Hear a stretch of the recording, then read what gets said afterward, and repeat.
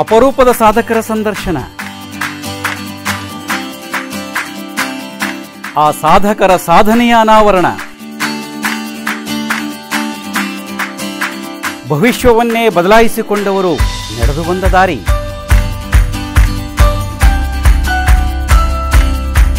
ವೀಕ್ಷಿಸಿ ಅತಿಥಿ ನೇರ ಪ್ರಸಾರ ಕಾರ್ಯಕ್ರಮ ಶನಿವಾರ ಮತ್ತು ಭಾನುವಾರ ರಾತ್ರಿ 7 ಗಂಟೆಗೆ.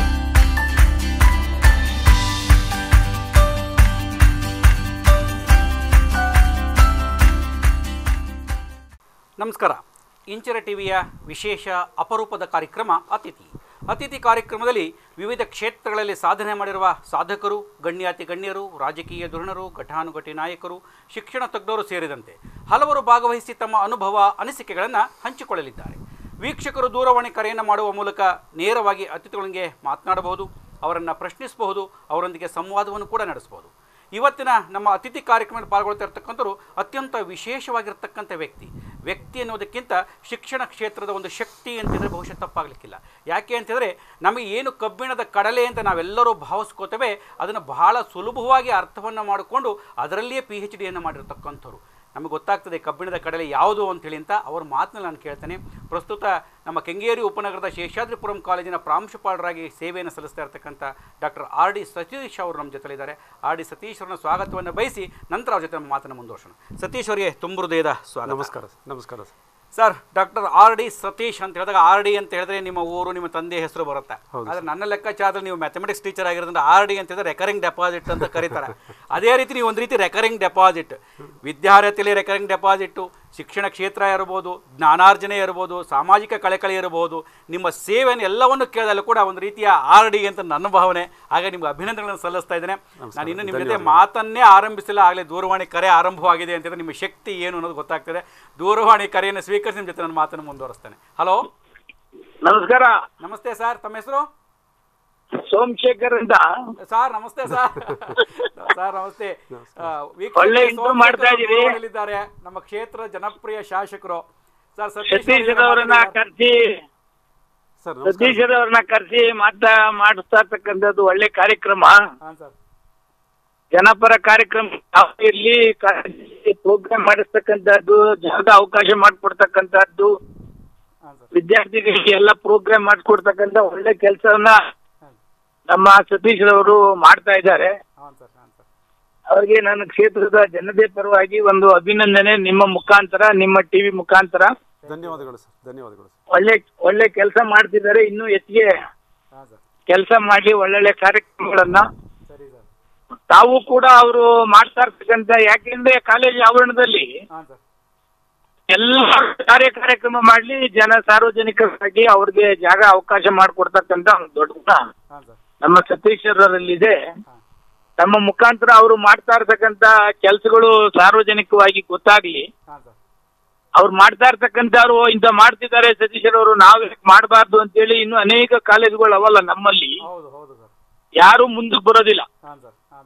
ಅಟ್ಲೀಸ್ಟ್ ಇವ್ರ ಮುಖಾಂತರನಾದ್ರೂ, ನಿಮ್ ಮುಖಾಂತರನಾದ್ರೂ ಅವ್ರು ಮಾಡ್ತಿದ್ದಾರೆ, ನಾವು ಸಾರ್ವಜನಿಕವಾಗಿ ಒಳ್ಳೆ ಕೆಲಸ ಮಾಡೋಣ ಅಂತಕ್ಕಂಥ ಭಾವನೆ ಎಲ್ಲರೂ ಬರ್ಲಿ ಅಂತ ಹೇಳಿ ತಿಳಿಸಿ ಒಳ್ಳೆ ಕೆಲಸ ಮಾಡ್ತಾ ಇದ್ದೀರಿ. ಮಾಡಿ ಸರ್, ಸಂತೋಷ. Thank you sir. ಈಗ ಬರ್ತಾ ನೀವು ಸತೀಶ್ ಅವರ ಬಗ್ಗೆ ಅಭಿಮಾನದ ಮಾತುಗಳನ್ನ ಆಡ್ತಾ ಇದ್ದೀರಿ. ಸತೀಶ್ ಅವರು ಕೂಡ ಪಕ್ಷಾತೀತವಾಗಿ ನಿಮ್ಮ ಬಗ್ಗೆ ಅಭಿಮಾನದ ಮಾತುಗಳನ್ನ ಆಡ್ಕೊಂಡು ಜೊತೆಲಿ ಬಂದ್ವಿ ಸರ್. ನೀವು ಮಾಡ್ತಾ ಇರ್ತಕ್ಕಂಥ ಸೇವೆ, ಕೆಲಸದ ಬಗ್ಗೆ ನಿಜಕ್ಕೂ ಅಭಿನಂದನೆಗಳನ್ನು ಸಲ್ಲಿಸಿದ್ದಾರೆ. ಹೌದು ಸರ್. ನೀವಿಬ್ಬರು ಕೂಡ ನಮ್ಮ ಕ್ಷೇತ್ರದ ಒಂದು ಶಕ್ತಿ. ಧನ್ಯವಾದಗಳು ಸರ್.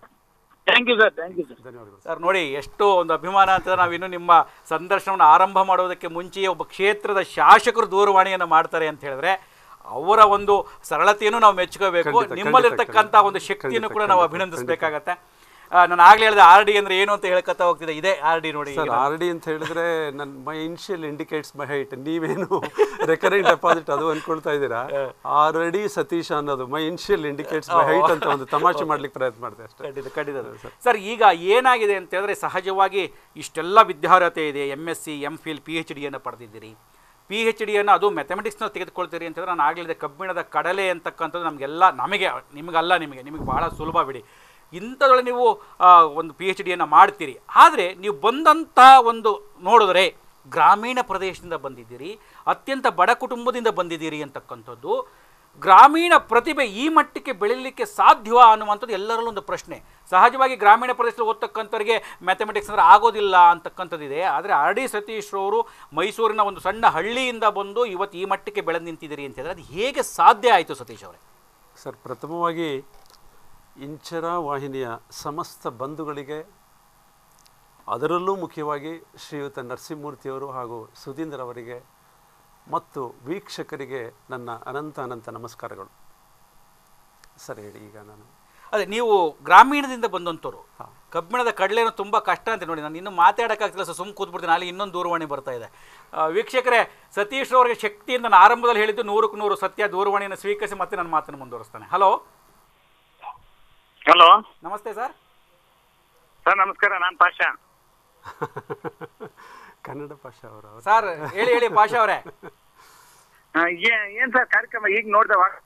ಆ ಕಾರ್ಯಕ್ರಮ ನಡೀತಾ ಇದೆ. ನಮ್ಮ ಆರ್ ಡಿ ಸತೀಶ್ ಅವ್ರ ಜೊತೆ ಅತಿಥಿ ಕಾರ್ಯಕ್ರಮದಲ್ಲಿ ಪಾಲ್ಗೊಂಡಿದ್ದೇವೆ. ಅತಿಥಿ ಕಾರ್ಯಕ್ರಮ ಅವರ ಸಾಧನೆಯ ಪರಿಚಯವನ್ನು ಮಾಡಿಕೊಡ್ತಾ ಇದೀವಿ. ಪಾಷಾ ಅವರೇ, ಸತೀಶ್ ಅವರು ಹೇಳಿ. ಸತೀಶ್ ಅವ್ರ ಬಗ್ಗೆ ಏನಾರ ಅವ್ರನ್ನ ಪ್ರಶ್ನೆ ಕೇಳೋದಿದ್ಯಾ? ಅವ್ರ ಬಗ್ಗೆ ಏನಾರು ಹೇಳೋದಿದ್ಯಾ?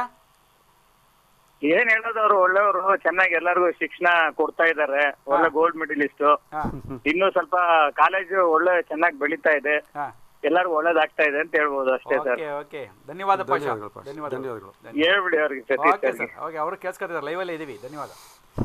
ಓಕೆ, ದಯಮಾಡಿ ಒಂಚೂರು ನಾನಾರ ಮಾತಾಡೋಕೆ ಅವಕಾಶ ಸಿಗುತ್ತಿಲ್ಲ, ನಮ್ಗೆ ಗೊತ್ತಿಲ್ಲ ನನಗೆ. ಯಾಕೆಂದರೆ ಅವರ ಶಿಷ್ಯರು, ಅವರ ಅಭಿಮಾನಿಗಳು ಅಷ್ಟು ಜನ ಇದ್ದಾರೆ ಸರ್. ಹಳ್ಳಿಯಿಂದ ಬಂದಂಥ ಜನ, ಅದು ಒಂದು ಸಣ್ಣ ಗ್ರಾಮ, ಒಂದು ಬಡ ಕುಟುಂಬ, ಎರಡರಲ್ಲೂ ಇರುವಾಗ ನೀವು ಹೇಗೆ ಈ ಕ್ಷೇತ್ರದಲ್ಲಿ ಇಷ್ಟೊಂದು ಸಾಧನೆಯನ್ನು ಮಾಡಲಿಕ್ಕೆ ಸಾಧ್ಯ ಆಯಿತು? ಸರ್, ನಾನು ಮೈಸೂರು ಜಿಲ್ಲೆ ಪಿರಿಯಾಪಟ್ಟಣ ತಾಲೂಕು ರಾಮದೂರು ಅಂತ ಒಂದು ಸಣ್ಣ ಗ್ರಾಮ. ಅದರಲ್ಲಿ ಗೌರ್ಮೆಂಟ್ ಶಾಲೆ ನಿಮಗೆ ಗೊತ್ತಿರುತ್ತೆ, ಈಗೆಲ್ಲ 25-30 ವರ್ಷಗಳಿಂದ ಹೇಗಿರುತ್ತೆ ಅಂತ. ಅಲ್ಲಿ ನನಗೆ ಮೊದಲಿಂದನೂ ಕೂಡ ಮ್ಯಾಥಮೆಟಿಕ್ಸು, ಅವಾಗಲೇ ನಾನು ನಮ್ಮ ಸಹಪಾಠಿಗಳಿಗೆ ಮ್ಯಾಥಮೆಟಿಕ್ಸನ್ನು ಹೇಳ್ಕೊಡಕ್ಕೆ ಶುರು ಮಾಡ್ತಾ ಇದ್ದೆ. ನಾನು ಓದುವಾಗಲೇ ನಮ್ಮ ಮನೆಗಳಿಗೆ ಎಲ್ಲರೂ ಕೂಡ ವಿದ್ಯಾರ್ಥಿಗಳು, ನಮ್ಮ ಸ್ನೇಹಿತರುಗಳೆಲ್ಲ ಬಂದು ಸತೀಶ ಈ ಥರ ಹೇಳ್ಕೊಳ್ತಾನೆ ಅಂತ ಬರ್ತಾಯಿದ್ರು. ಆವಾಗಲೇ ನಾನು ಪಾಠವನ್ನು ಶುರು ಮಾಡಿದೆ. ಅದಾದಮೇಲೆ ಹಾಗೆ ಹಂತವಾಗಿ ಇವತ್ತಿನವರೆಗೂ ಕೂಡ ನಾನು 7ನೇ ತರಗತಿಯಲ್ಲಿ ಕೃಷ್ಣಮೂರ್ತಿ ಅಂತ ಒಬ್ಬರು ನನಗೆ ಮ್ಯಾಥಮೆಟಿಕ್ಸ್ ಪಾಠ ಮಾಡಿದರು. ಅವ್ರನ್ನ ಇವತ್ತೂ ಕೂಡ ನೆನ್ಕೊಳ್ತೇನೆ. ಆ ಸಬ್ಜೆಕ್ಟ್ ಬಗ್ಗೆ, ಅದ್ರ ಬಗ್ಗೆ ನನಗೆ ಇಂಟ್ರೆಸ್ಟ್ ಬರಬೇಕಾದ್ರೆ ಅವರೇ ಕಾರಣ. ಅದಾದಮೇಲೆ ಹೈಸ್ಕೂಲಿಗೆ ಬಂದೆ. ಹೈಸ್ಕೂಲು ಕೂಡ ಕನ್ನಡ ಮೀಡಿಯಮ್ ಆದರೂ ಪ್ರೌಢಶಾಲೆನೇ ಆದರು, ಅಂದರೆ ಗೌರ್ಮೆಂಟ್ ಶಾಲೆನೇ. ಅಲ್ಲೂ ಕೂಡ ನನಗೆ ನನ್ನ ಶ್ರೀನಿವಾಸ ಅಯ್ಯಂಗಾರ್ ಅಂತ ನಮ್ಮ ಹೆಡ್ ಮಾಸ್ಟ್ರು ಬಹಳ ಶಿಸ್ತಿನ ಸಿಪಾಯಿ. ನಾನೇನಾದ್ರು ಒಂಚೂರು ಇವಾಗಲೂ ಅಳವಡಿಸ್ಕೊಂಡಿದ್ರೆ ಅವರು ಒಬ್ಬರ ಕಾರಣ. ಅವರಿಗೆ ಅನಂತ ನಮಸ್ಕಾರಗಳು. ಜೊತೆಗೆ ಹುಚ್ಚೇಗೌಡರು ಅಂತ ನನಗೆ ಮ್ಯಾಥಮೆಟಿಕ್ಸ್ ಪಾಠ ಮಾಡಿದರು. ಇವತ್ತಿನವರೆಗೂ ಕೂಡ ಅವ್ರನ್ನ ನೆನೆಸ್ಕೊಳ್ತೇನೆ. ಅವರೆಲ್ಲರೂ ಕೂಡ ಇದರಿಂದ ನನಗೆ ಮ್ಯಾಥಮೆಟಿಕ್ಸಲ್ಲಿ ಮೊದಲಿಂದನೂ ಕೂಡ ಆಸಕ್ತಿ ಬೆಳೆಯೋಕ್ಕೆ ಶುರುವಾಯಿತು ಸರ್. ಅದಾದಮೇಲೆ ಹಂತವಾಗಿ ಬಂದೆ ನಾನು. ಅದಾದಮೇಲೆ ಮೈಸೂರಿನ ಶಾರದಾವಿಲಾಸ್ ಕಾಲೇಜಲ್ಲಿ PUC BSc ಮುಗಿಸಿ ನಂತರ ನಾನು ಬೆಂಗಳೂರಿಗೆ ಶಿಫ್ಟ್ ಆದೆ ಸರ್. ಶಿಫ್ಟ್ ಆಗಿ ಅದಾದಮೇಲೆ ನಾನು MSc ಮಾಡಿ ಇಲ್ಲಿಗೆ ಬೆಂಗಳೂರಿಗೆ ಬಂದಿದ್ದು. ನಾನು ICWA ಮಾಡೋಣ ಅಂತ ಆ್ಯಕ್ಚುಲಿ. ಆವಾಗ ನನಗೆ ಒಂದು ICWA institute of accounts of India ಅಂತ ICWA ಅಂತ ಇದೇನಿದಿಲ್ಲ, ಅದನ್ನು ಮಾಡೋಣ ಅಂತ ಹೊರಟೆ. ಅದು ಯಾಕೋ ಸರಿ ಬರಲಿಲ್ಲ. ಅದಾದಮೇಲೆ MScಗೆ ಸೇರಿಕೊಂಡು ಹಂತವಾಗಿ ಬಂದು ನಾನು ದೊಡ್ಡಬಳ್ಳಾಪುರದಲ್ಲಿ ನನ್ನ ಮೊದಲ ಕೆಲಸವನ್ನು ಶುರು ಮಾಡಿ ಅದಾದಮೇಲೆ ವಿಜಯ ಕಾಲೇಜಲ್ಲಿ ಸುಮಾರು 33 ವರ್ಷಗಳ ಕಾಲ ಕೆಲಸ ಮಾಡಿದ್ದೀನಿ ಸರ್. MSc ಮಾಡಿ MPhil ಮಾಡಿ ಡಾಕ್ಟರೇಟ್ ಮಾಡಿ ಹಂತವಾಗಿ ಬೆಳೆದು.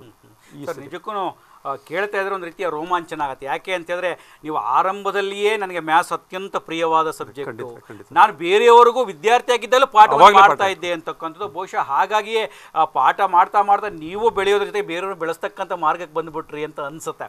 ನಮಗೂ ಕೂಡ ಅನೇಕ ಹೆಮ್ಮೆ. ಯಾಕೆ ಅಂತಾರೆ ಮ್ಯಾಥಮೆಟಿಕ್ಸ್ ಅಂತ ಕಬ್ಬಿಣದ ಕಡಲೆ ಅಂತ ನಾವೆಲ್ಲ ಭಾವಿಸ್ಕೊಂಡ್ರೆ ನಿಮಗೆ ಬಹಳ ಸುಲಭ, ಸಿಹಿ ಅಂತಕ್ಕಂಥದ್ದು. ಸರ್, ಅದರಲ್ಲೇ PhD ಮಾಡಬೇಕು ಅಂತ ಯಾಕೆ ಒಲವು ಬಂತು ನಿಮಗೆ? ಅದಕ್ಕೆ ಮಾರ್ಗದರ್ಶಕರು ಸಹಕಾರಿ ಯಾಗಿತ್ತು? ಯಾಕಂದರೆ PhD ಮಾಡೋದು ಅಷ್ಟು ಸುಲಭದ ಕೆಲಸ ಅಂತ ಅಲ್ಲ. ಇವತ್ತು ಬೇರೆ ಇನ್ನೇನಾರು ಆಗಿರ್ಬೋದು, ನಾನು ಆ ಬಗ್ಗೆ ಚರ್ಚೆಗೆ ಹೋಗಲ್ಲ. ಬಟ್ ಕಷ್ಟ ಅನ್ನುವಂಥ ಸಂದರ್ಭದೊಳಗೆ ಮ್ಯಾಥ್ಸನ್ನೇ ನೀವು ಹೇಗೆ ಆಯ್ಕೆ ಮಾಡ್ಕೊಂಡ್ರಿ? ಮ್ಯಾಥಮೆಟಿಕ್ಸ್ ನನ್ನ ಮೊದಲಿಂದನೂ ಕೂಡ ಇಷ್ಟ ನನಗೆ. ನಾನು ವಿಜಯ ಕಾಲೇಜಿಗೆ ಸೇರಿದಾಗೆ ಸರ್, ಅಲ್ಲಿ ನನಗೆ ಬಹಳ ಸ್ಫೂರ್ತಿ ನನಗೆ ಬಂತು. ಅಲ್ಲೆಲ್ಲರೂ ಕೂಡ ಅವಾಗ್ಲೂ ಕೂಡ ಡಾಕ್ಟರ್ ಅನಂತ್ ಕೆ ಅತ್ತರೆಯವರು ನನಗೆ ಬಹಳ ಅದ್ಭುತ ಮೇಷ್ಟ್ರವರು. ಅದೇ ಥರ ಶ್ರೀನಿವಾಸ ಮೂರ್ತಿಗಳು. ಹಾಗೆ ನಾನು ಕೂಡ ಒಳ್ಳೆ ಟೀಚರ್ ಆಗಬೇಕು ಅಂತ ಫಸ್ಟ್ ಬೆಳೆಸ್ಕೊಂಡು ಅದಾದಮೇಲೆ ನಾನು ಏನಾದರೂ ಮಾಡಿ ನಾನು ಡಾಕ್ಟರೇಟ್ ಮಾಡಲೇಬೇಕು ಅಂತ ನಾನು ಶುರು ಮಾಡಿದೆ ಸರ್. ಆವಾಗ ಈಗ ಒಂದು 15 ವರ್ಷಗಳ ಹಿಂದೆ ನನಗೆ ಅದರ ಸಂಪರ್ಕ ಬೆಳ್ಕೊಂಡು ಅದನ್ನು ಮಾಡ್ತೀನಿ ಅಂತ ಶುರು ಮಾಡಿದ್ಮೇಲೆ ನಾನು ಯಾವುದೂ ಹಿಂದಕ್ಕೆ ಹೋಗೇ ಇಲ್ಲ. ಆ್ಯಸ್ ಎ ಟೀಚರ್ ಆಗಲಿ ಅಥವಾ ಯಾವುದೇ ಒಂದು ಕಾರ್ಯಕ್ರಮ ಮಾಡಿದ್ರು ಕೂಡ ಒಂದ್ಸರಿ ನಾನು ಸ್ಟೆಪ್ ಇಟ್ಟ ಮೇಲೆ ಹಿಂದಕ್ಕೆ ಯಾವುದಕ್ಕೂ ಹೋಗಿಲ್ಲ ನಾನು. ಅಲ್ಲಿ ಅವ್ರನ್ನೆಲ್ಲನೂ ಕೂಡ ಒಂದು ಸ್ಫೂರ್ತಿ ನನಗೆ.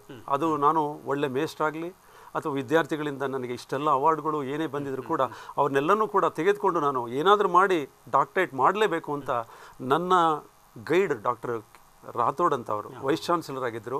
ಅವರ ಮಾರ್ಗದರ್ಶನದಲ್ಲಿ ನಾನು ಡಾಕ್ಟರೇಟನ್ನು ಮಾಡಿದೆ ಸರ್. ಅತ್ಯಂತ ನನಗೆ ಈ ನಿಮ್ಮ ಬೆಳವಣಿಗೆಯನ್ನು ಪರಿಚಯ ಮಾಡೋದಕ್ಕಿಂತ ಮುನ್ನ ನಂದೊಂದು ಡೌಟ್ ಪ್ರಶ್ನೆ ಏನು ಅಂತ ಹೇಳಿದ್ರೆ, ಯಾಕೆ ಅಂತ ಹೇಳಿದ್ರೆ ಸಹಜವಾಗಿ ಈ ಗ್ರಾಮೀಣದಲ್ಲಿ ಇರ್ತಕ್ಕಂಥ ವಿದ್ಯಾರ್ಥಿಗಳು ನಗರ ಪ್ರದೇಶಕ್ಕೆ ಬಂದಾಗ ಅಲ್ಲಿ ಹೊಂದಾಣಿಕೆ ಮಾಡೋದು ತುಂಬ ಕಷ್ಟ ಆಗುತ್ತೆ. ಒಂದು ಭಾಷೆ, ಅಲ್ಲಿ ಗ್ರಾಮೀಣ ಪ್ರದೇಶ ನಾವು ಕನ್ನಡವೇ ಅಳವಡಿಸ್ಕೊಂಡಿರ್ತೇವೆ, ಇಲ್ಲಿ ಬಂದ ತಕ್ಷಣ ಇಂಗ್ಲೀಷು, ಆ ಒಂದು ಭಯ, ಆಮೇಲೆ ನಡವಳಿಕೆ, ಸಂಸ್ಕೃತಿ ಎಲ್ಲವೂ ಭಯ ತರಿಸುತ್ತೆ. ಅಂಥ ವಿದ್ಯಾರ್ಥಿಗಳಿಗೆ ಏನು ಹೇಳಕ್ಕೆ ಬಯಸ್ತೀರಿ? ಯಾಕಂದ್ರೆ ನಿಮ್ಮ ಸಾಧನೆ ಪರಿಚಯವನ್ನು ಮಾಡ್ಕೊಳ್ಳೋಕ್ಕೆ ನನಗೆ 1 ಗಂಟೆ ಸಾಕಾಗಲ್ಲ. ಆದರೆ ಎಲ್ಲೋ ಒಂದು ಕಡೆ ವಿದ್ಯಾರ್ಥಿಗಳು ಅನುಕೂಲ ಆಗಲಿ ಅಂತೇಳಿ ಅಂತ ಗ್ರಾಮೀಣ ಪ್ರದೇಶ ವಿದ್ಯಾರ್ಥಿಗಳಿಗೆ ಒಂದು ರೀತಿಯ ಸಂಕುಚಿತ ಮನೋಭಾವ ಎಲ್ಲೋ ಒಂದು ಕಡೆ ಇರುತ್ತೆ. ನಗರ ಪ್ರದೇಶಕ್ಕೆ ಬಂದಾಗ ಅವ್ರು ಯಾವ ರೀತಿ ಅಳವಡಿಸ್ಕೊಳ್ಬೇಕು ಬೆಳೀಲಿಕ್ಕೆ? ಸರ್ ಖಂಡಿತ ಅದು ನಾವು SLC ಮುಗಿದು ಮೈಸೂರಿಗೆ ಬಂದಾಗ ಶಾರದಾ ವಿಲಾಸ್ ಕಾಲೇಜಲ್ಲಿ ನಿಮಗೆ ಗೊತ್ತಿರೋ ಎಲ್ಲ ಇಂಗ್ಲೀಷ್ ಮೀಡಿಯಮ್ಮು ಎಲ್ಲ ಒಳ್ಳೊಳ್ಳೆ ಮೇಸ್ಟ್ರುಗಳಿದ್ದರು. ಆದರೂ ಕೂಡ ನನಗೆ 1 ಅಥವಾ 2 ತಿಂಗಳು ಬಹಳ ಕಷ್ಟ ಆಯಿತು ನನಗೆ ಅದನ್ನು ಫಾಲೋ ಮಾಡೋದಕ್ಕಾಗಲಿ. ಅದು ಏನಂದರೆ ಯಾತಕ್ಕೆ ಅಂದರೆ ಹಿಂದಕ್ಕೆ ಹೋಗಬಾರ್ದು ಅಂತ. ನಾವೇನೇ ಕಲಿಬೇಕಾದ್ರೂ ಕೂಡ ಆಸಕ್ತಿಯನ್ನು ಬೆಳೆಸ್ಕೊಂಡ್ರೆ ಖಂಡಿತ ಅದರಲ್ಲಿ ಮುಂದಕ್ಕೆ ಹೋಗೋಕ್ಕೆ ಸಾಧ್ಯ ಅಂತ. ಇಲ್ಲೂ ನಾನು ವಿದ್ಯಾರ್ಥಿಗಳು ಅದನ್ನು ಹೇಳೋದು, ಯಾವುದೇ ಒಂದು ಹಿಂಜರಿಕೆ ಬೇಡ. ನೀವು ಕನ್ನಡ ಮೀಡಿಯಮಲ್ಲಿ ನಮ್ಮ ಶಾಲೆಗಳಲ್ಲಿ, ನಮ್ಮ ಈಗ ಪ್ರಸ್ತುತ ಶೇಷಾದ್ರಿಪುರಂ ಕಾಲೇಜಲ್ಲಿ ಕನ್ನಡ ಮೀಡಿಯಮಿಂದ ಬಂದ ವಿದ್ಯಾರ್ಥಿಗಳು ಒಂದು 20% ಇದ್ದಾರೆ. ಅವ್ರಿಗೆ ಅದನ್ನೇ ನಾನು ಹೇಳೋದು, ಯಾವುದು ಕೂಡ ಹಿಂಜರಿಕೆ ಅವ್ರಿಗೇನಪ್ಪ ಅಂದರೆ ಒಂದು ಇನ್ಫೀರಿಯಾರಿಟಿ ಅದೇನು ಬೆಳೆಸ್ಕೊಳ್ತಾರಲ್ಲ ಅದನ್ನು ಫಸ್ಟು ದಯಮಾಡಿ ಅದರಿಂದ ದೂರ ಹೋಗಿ. ಅದಾದಮೇಲೆ ನೀವು ಟೀಚರ್ಸ್ ಹೇಳಿ ನಾವು ಕೂಡ ಕನ್ನಡ ಮೀಡಿಯಮ್ ಅಂತ ಯಾವುದೇ ಕೂಡ ಆತಂಕ ಬೇಡ, ಭಯ ಬೇಡ. ಫಸ್ಟು ಎಲ್ಲರಿಗೂ ಇರೋವಂಥದ್ದು ಭಯ ಸರ್ ನಮ್ಮ ವಿದ್ಯಾರ್ಥಿಗಳಿಗೆ. ಆ ಭಯವನ್ನು ಬಿಟ್ಟು ಟೀಚರ್ಸ್ ಹತ್ರ ನೀವು ಆಗಲಿ ನನ್ನ ಹತ್ರನಾಗಲಿ ಸಂಪರ್ಕ ಮಾಡಿ ಅಂತ ನಾನು ಅವ್ರು ವಿನಂತಿಸ್ಕೊಳ್ತೇನೆ. ನಾನು ಕೂಡ ಹಾಗೇನೆ, ನಾನು ಶಾರದಾ ವಿಲಾಸ್ ಕಾಲೇಜ್ ಬಿಟ್ಟಾಗ ಓಡಿ ವಾಪಸ್ ಹೋಗ್ಬೇಡ ಅನ್ನಿಸ್ತಾಯಿತ್ತು. ಆದರೂ ಕೂಡ ಆ ಧೈರ್ಯ ಆ ಆಸಕ್ತಿ ಬೆಳೆಸ್ಕೋಬೇಕು. ನಾನು ಯಾವಾಗಲೂ ಕೂಡ ಹೇಳ್ತೇನೆ, ಒಂದು ಸಬ್ಜೆಕ್ಟನ್ನು ಕಲಿಬೇಕಾದ್ರೆ ಆ ಸಬ್ಜೆಕ್ಟ್ ಮೇಲೆ ಲವ್ ಅಂತ ಏನು ಹೇಳ್ತೀವಿ, ಲವ್ ಅಂದರೆ ಕೆಟ್ಟರ್ಥ ಅಲ್ಲಿ ಹೇಳ್ತಾರೆ ನಾನು, you should love the subject. ಹಾಗಿದ್ರೇ ನೀವು ಆ ಸಬ್ಜೆಕ್ಟ್ ಮೇಲೆ ಹಿಡಿತ ಸಾಧಿಕ ಸಾಧ್ಯ. ಹಾಗಾಗಿ ನಾನೆಲ್ಲ ವಿದ್ಯಾರ್ಥಿಗಳು ಕೂಡ ಅದನ್ನೇ ಹೇಳೋದು, ಆ ಸಬ್ಜೆಕ್ಟಲ್ಲಿ ನೀವು ಲವ್ವನ್ನು ಬೆಳೆಸ್ಕೊಳ್ಳಿ, ಪ್ರೀತಿಯನ್ನು ಬೆಳೆಸ್ಕೊಳ್ಳಿ, ಹಾಗಿದ್ರೆ ಕಲಿತೀರಿ. ಆಮೇಲೆ ಹಿಂಜರಿಕೆ ಬಿಡಿ, ಮುಂದಕ್ಕೆ ಬರ್ಬೇಕು. You should talk freely. ಈಗಿನ ವಿದ್ಯಾರ್ಥಿಗಳು ಏನಂದ್ರೆ ಮಾತಾಡೋದಿಲ್ಲ, ಅವರಿಗೆ ಒಂದು ಆತಂಕ, ಎಲ್ಲಿ ಮಾತಾಡಿದ್ರೆ ತಪ್ಪಾಗುತ್ತೆ ಅಂತ. ನಾವು ಮೊದಲಿದ್ದಾಗ ಅದು ಹಾಗೆ ಆಗಿದೆ ಸರ್, ಇನ್ನೂ ಕೂಡ ಬದಲಾವಣೆ ಆಗಿಲ್ಲ. ಪರ್ಟಿಕ್ಯುಲರ್ಲಿ ಕನ್ನಡ ಮೀಡಿಯಂ ವಿದ್ಯಾರ್ಥಿಗಳಿಗೆ ಆ ಹಿಂಜರಿಕೆ ಏನಿದೆ, ಆತಂಕ ಏನಿದೆ, ಇನ್ನು ಇವತ್ತಿನವರೆಗೂ ಹಾಗೆ ಇದೆ ಸರ್. ಅದು ಅವರು ಕೇಳಿದ್ರೆ ಏನೋ ಒಂದು ಹೇಳಕ್ಕೆ ಶುರು ಮಾಡ್ತಾರೆ, ಸರ್ ಭಯ ಭಯ ಭಯ. ದಯವಿಟ್ಟು ನೀವೆಲ್ಲರೂ ಕೂಡ ಭಯವನ್ನು ಬಿಟ್ಟು ಸ್ಪಷ್ಟವಾಗಿ ಕ್ಲಿಯರ್ ಆಗಿ ಮಾತಾಡೋದನ್ನು ಅಭ್ಯಾಸ ಮಾಡ್ಕೊಳ್ಳಿ. ಡೌಟ್ಸನ್ನು ಕ್ಲಿಯರ್ ಮಾಡ್ಕೊಳ್ಳಿ. ಎಷ್ಟೇ ಇದ್ರೂ ಕೂಡ ಕ್ಲಾಸಲ್ಲಿ ಆಗಲಿ ಹೊರಗಡೆ ಆಗಲಿ, ಕ್ಲಾಸಲ್ಲಿ ಅಷ್ಟೆಲ್ಲ ಹೇಳೋಕೆ ಆಗದೇ ಇದ್ರೂ ಕೂಡ, ನಿಮ್ಮೊಬ್ಬರ ಕಡೆ ಕಾನ್ಸಂಟ್ರೇಟ್ ಮಾಡೋಕ್ಕಾಗದೇ ಇದ್ರು ಕೂಡ ಹೊರಗಡೆ ಫ್ರೀ ಆಗಿದ್ದಾಗ ಆ ಟೀಚರ್ನ ಕರೆದು ಆ ಕ್ಲಾರಿಫೈ ಮಾಡ್ಕೊಳ್ಳಿ ಅಂತ ವಿದ್ಯಾರ್ಥಿಗಳಿಗೆ ವಿನಂತಿಸ್ಕೊಳ್ತೇನೆ. ಧೈರ್ಯ ಫಸ್ಟ್ ಕಲ್ತ್ಕೋಬೇಕು ಅವ್ರು, ಹೆದರಿಕೆ ಬಿಡಬೇಕು, ಮಾತಾಡೋದನ್ನು ಕಲ್ತ್ಕೋಬೇಕು. ಲ್ಯಾಂಗ್ವೇಜ್ ಬಹಳ ಮುಖ್ಯ. When you communicate things, language is very very important. ಹಾಗಾಗಿ ಭಾಷೆ, ಧೈರ್ಯ ಅದನ್ನು ಕಳಿಸ್ಕೊಂಡ್ರೆ ಅದಾಗಿ ಆಟೋಮೆಟಿಕ್ ಆಗಿ ಅದಕ್ಕೆ ಮುಂದಕ್ಕೆ ಬರೋಕ್ಕೆ ಅನುಕೂಲ ಆಗುತ್ತೆ. ಸರ್ ನೀವು ಹೇಳಿದ 100ಕ್ಕೆ 100 ಸತ್ಯ.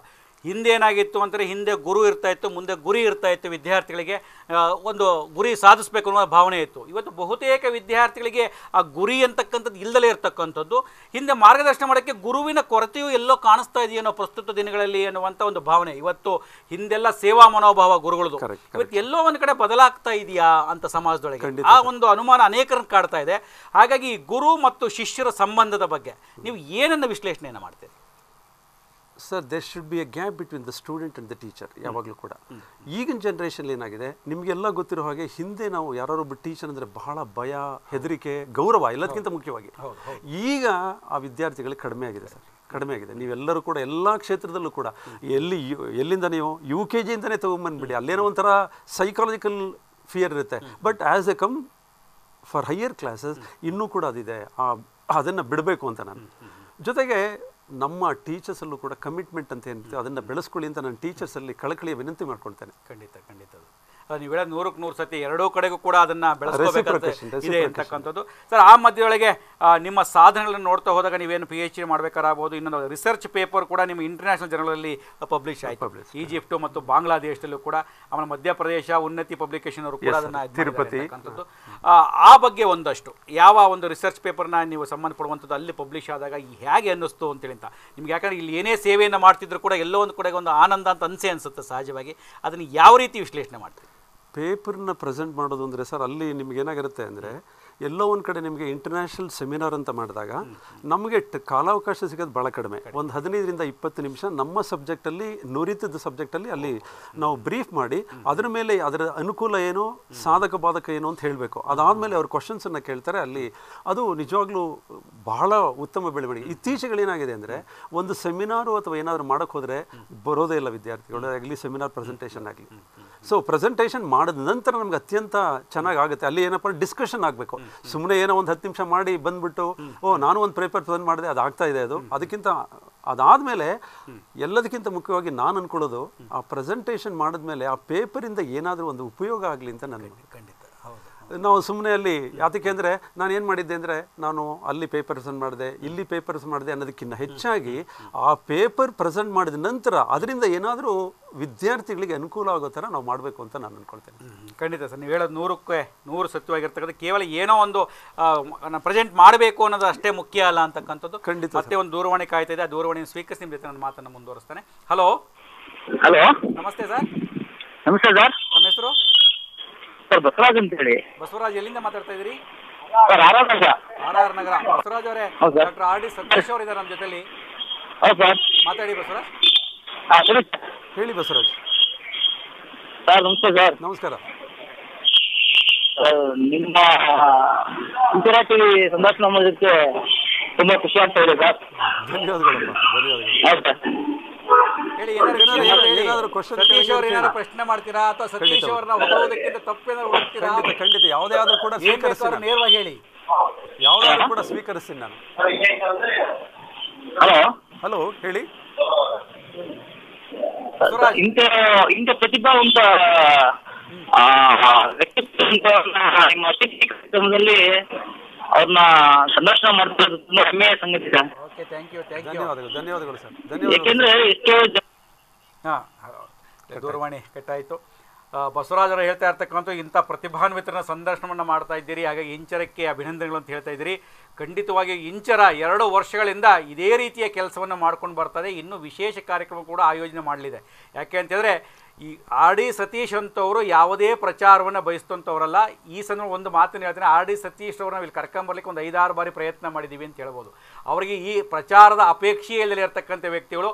ನಾನು ಟೀಚರ್, ಅವರು ಲೆಕ್ಚರು ಪ್ರಾಂಶುಪಾಲರು ಅನ್ನೋಕ್ಕಿಂತ ಟೀಚರ್ ಅನ್ನುವಂಥದ್ದು ಅಭಿಮಾನ ಇಟ್ಕೊಂಡು ನಾನು ಪಾಠ ಮಾಡ್ತೀನಿ, ಅಲ್ಲಿ ಬೆಳವಣಿಗೆ ಮಾಡ್ತೀನಿ ಅನ್ನೋದು ಅಷ್ಟೇ ಅವರ ಕಲ್ಪನೆ ಇರುವಂಥದ್ದು.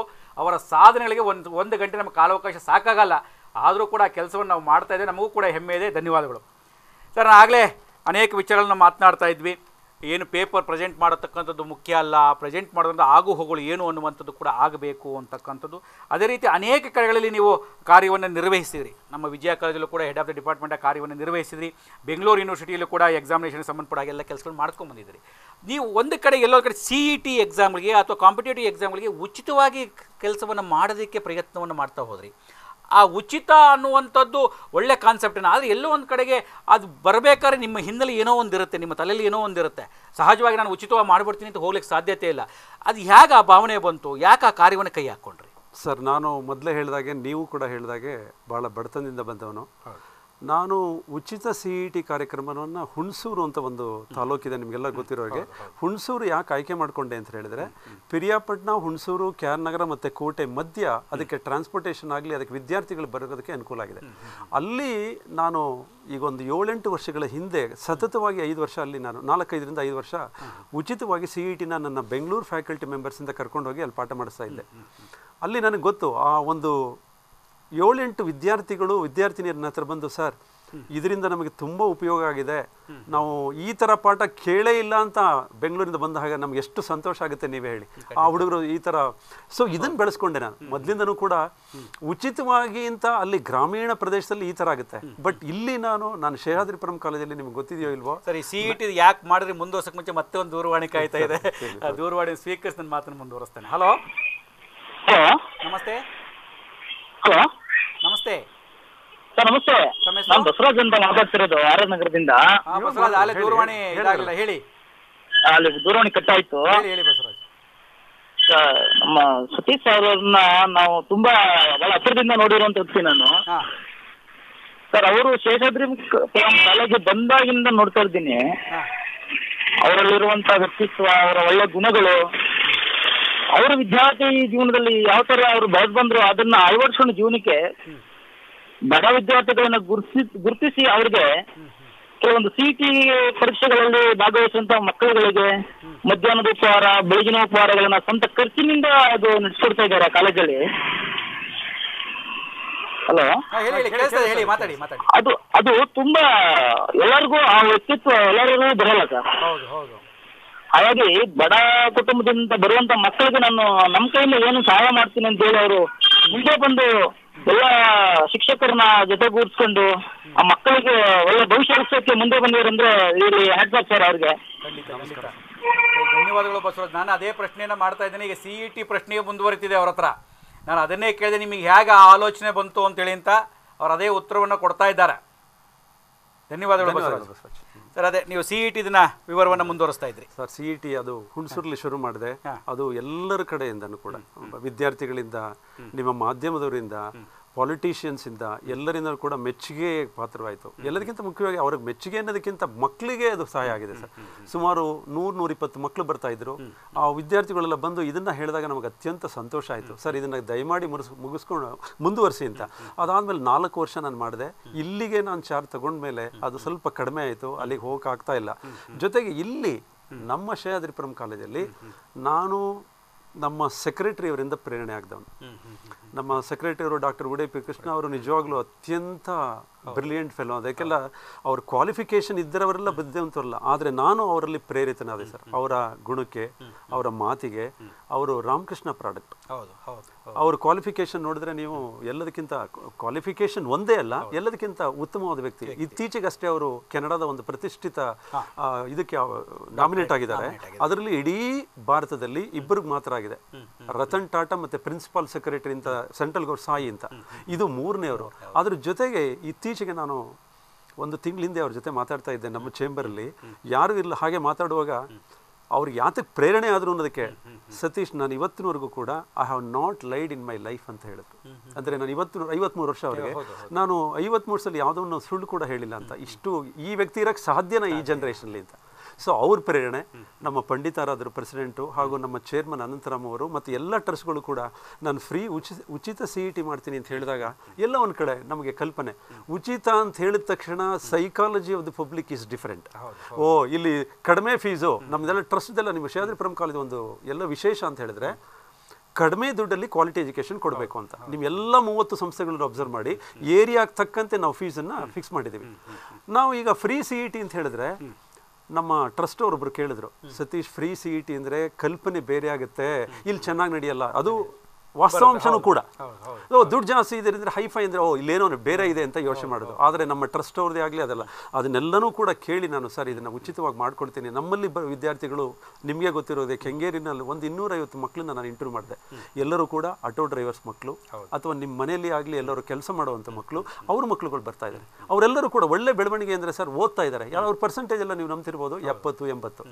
ಸೊ ಅಂತಹ ವಿದ್ಯಾರ್ಥಿಗಳಿಗೆ ನಾನು ಸಹಾಯ ಮಾಡಬೇಕು ಅಂತ ಟ್ರಸ್ಟ್ ಅವರಲ್ಲಿ ಕೇಳ್ಕೊಂಡಾಗ ಅವರು ಒಂದೇ ಒಂದು ಏನೂ ಹೇಳಿಲ್ಲ. ಅವರು ಸರ್ ಯು ಗೋ ಹೆಡ್ ಅಂತ. ಇದು 3ನೇ ವರ್ಷ ಆಯಿತು, 4ನೇ ವರ್ಷಕ್ಕೆ ಕಾಲಿಟ್ಟಿದ್ದೀನಿ. ಎಲ್ಲರಿಂದ, ನಿಮ್ಮಿಂದ, ಪಬ್ಲಿಕ್ಕಿಂದ, ವಿದ್ಯಾರ್ಥಿಗಳಿಂದ. ಮಧ್ಯಾಹ್ನದ ಊಟದ ವ್ಯವಸ್ಥೆ, ಅದು ನಮ್ಮ ಕಾಲೇಜ್ 8:30 3 ಆಗುತ್ತೆ.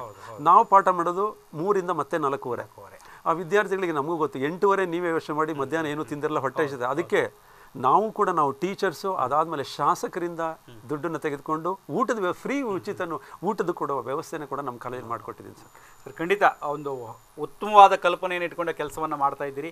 ನಿಜಕ್ಕೆ ನಿಮ್ಗೆ ಅಭಿನಂದನೆಗಳು. ನೀವು ಅದೇ ರೀತಿಯಲ್ಲಿ ನಿಮ್ಮ ಕಾರ್ಯದರ್ಶಿಯನ್ನು ನೆನಪಿಸ್ಕೊಂಡ್ರಿ, ಗೌರವ ಕಾರ್ಯದರ್ಶಿ ಉಡುಪಿ ಕೃಷ್ಣರವರು ಕೂಡ ಈ ಅತಿಥಿ ಕಾರ್ಯಕ್ರಮ ಪಾಲ್ಗೊಂಡಿದ್ರು ಅಂತಕ್ಕಂಥದ್ದು ನನಗೆ ಖಂಡಿತ ಹೆಮ್ಮೆ ಇದೆ. ನಾನು ಅವರನ್ನ ಸಂದರ್ಶನವನ್ನು ಇದೇ ಸಂದರ್ಭದಲ್ಲಿ ಮಾಡಿದಂಥದ್ದು, ಅನೇಕ ಕಾರ್ಯಕ್ರಮ ಅವ್ರ ಜೊತೆ ಭಾಗವಹಿಸಿದ್ದೀನಿ ಅಂತಕ್ಕಂಥದ್ದು. ಹೇಳಿದಾಗೆ ಅತ್ಯುತ್ತಮವಾಗಿರ್ತಕ್ಕಂಥ ವ್ಯಕ್ತಿ.